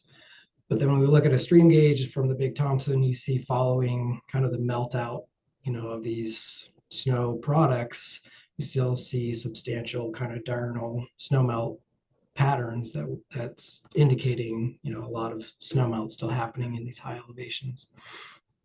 So a lot of driving our research objectives is trying to develop some snow modeling applications that can, integrate both historical and real-time snow cover area data sets to try to improve our capability of SWE estimates, and particularly that can account for complex snow distributions in high elevations, mountainous regions, and hopefully inform, late spring and early summer forecasting. So for this work, we're primarily using a number of snow cover remote sensing data sets. We're using Landsat mean annual snow cover persistence. So this is essentially a long-term average, spatially, showing on a grid by grid basis how snow persistence, how many days snow occurs on a grid across the landscape. And this is kind of an example of this product shown on the screen here. Also using MODIS mean daily snow cover area data sets, and then NASA's harmonized Landsat Sentinel product. And then the primary model that we're working with, which Andy had highlighted in his presentation earlier, is Snowmodel. Snowmodel, it's a spatially distributed process-based snow evolution model. So this is a physically based snow model, and it's able to simulate a lot of the important processes and interactions that drive this complex snow variability that we see in our mountains. This model was developed by Glenn Liston at CIRA quite a number of years ago, and we've been working with the model for a while on a number of different applications. Maybe what's new here is that, which is sort of shown on this flow chart, is that we're trying to calibrate this model spatially to Landsat mean annual snow persistence, and then also temporally to the MODIS snow cover area data sets. Also utilizing SNOWTEL to assimilate into the model to help with its kind of model evolution. We're also doing a bias correction to Landsat mean annual snow persistence data sets, which I'll touch on the next slide. And then we've been developing kind of this real-time post-processing updates using fine resolution remote sensing data. I won't go into too much detail here, but yeah, this precipitation bias correction, we're trying to utilize this snow persistence that we have, spatially observed from Landsat. And then when we look at a relation of snow persistence to peak SWE from observed SNOWTEL stations, we can see this kind of nice exponential function. And so we're using this to then bias correct for errors in our model distributions that we're seeing across the landscape, which is kind of highlighted on these maps on the screen. So that's generally the workflow that we're using. We have a number of kind of model applications that are ongoing. I'll just touch on what we're doing in Colorado. We have this kind of larger, lighter blue box, which is essentially encompassing all of the snow regions in Colorado. We're running more of a retrospective analysis using the CONUS 404 data set for this analysis, and running Snowmodel at a 100-meter spatial resolution. But then in the smaller domains in darker blue, or the upper Yampa domain, which Andy was highlighting, and then also the Big Thompson Windy Gap domain, we're running those at a 30-meter spatial resolution and trying to develop this more real-time capability with these models. I'm just going to show a few slides from the Big Thompson, because that's kind of the furthest along in terms of its maturity. So we published on this work recently in the journal Remote Sensing. So if you're interested, you can check out that paper. But one of the huge advantages that we've had with this work is that ASO data have been available for the basins that we're working in. And so while we haven't directly used those data sets in our model development, we've certainly been using them for our model evaluations and can provide confidence on, if these approaches are working. So these figures are essentially highlighting our calibrated snow model, which is kind of shown in the middle of these plots with the maps and the box plots, and then how those distributions compare to ASO, which is shown on the far right. And then on the left, we're showing SNODAS as kind of a point of reference and comparison here. And so we see, in general, our calibrated versions of Snowmodel that are using this remotely sensed snow cover area data are showing improved performance from the default Snowmodel simulations that we're doing, which I'm not showing on the screen here, but also showing improved performance compared to SNODAS when we're comparing to ASO. Looking at some of the error metrics when we're computing on a grid by grid basis, we're seeing RMSEs around 120 to 140 millimeters compared to SNODAS, which is 193 to 199 millimeters. We can kind of zoom in to look at some watersheds of interest in these domains. And the point here is we're trying to see if we take remotely sensed snow cover extent on a certain model simulation, how much more can we improve our model output? So the plots on the far left show our kind of initial snow model simulation. The plots in the middle then are taking the snow cover extent from ASO, and we're applying that to our model simulations. And then the plots on the right are showing the ASO.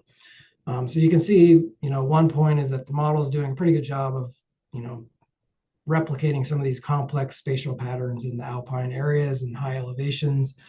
But then if you look at kind of the mean SWE across these watersheds, you see, for instance, on the bottom row, the Big Thompson, our initial simulation was 174 millimeters. When we applied our mask to remotely sensed snow cover area data, we could get that to 192 millimeters compared to ASO, which is 197. So we see some pretty, valuable improvements by incorporating fine resolution snow cover area into our outputs.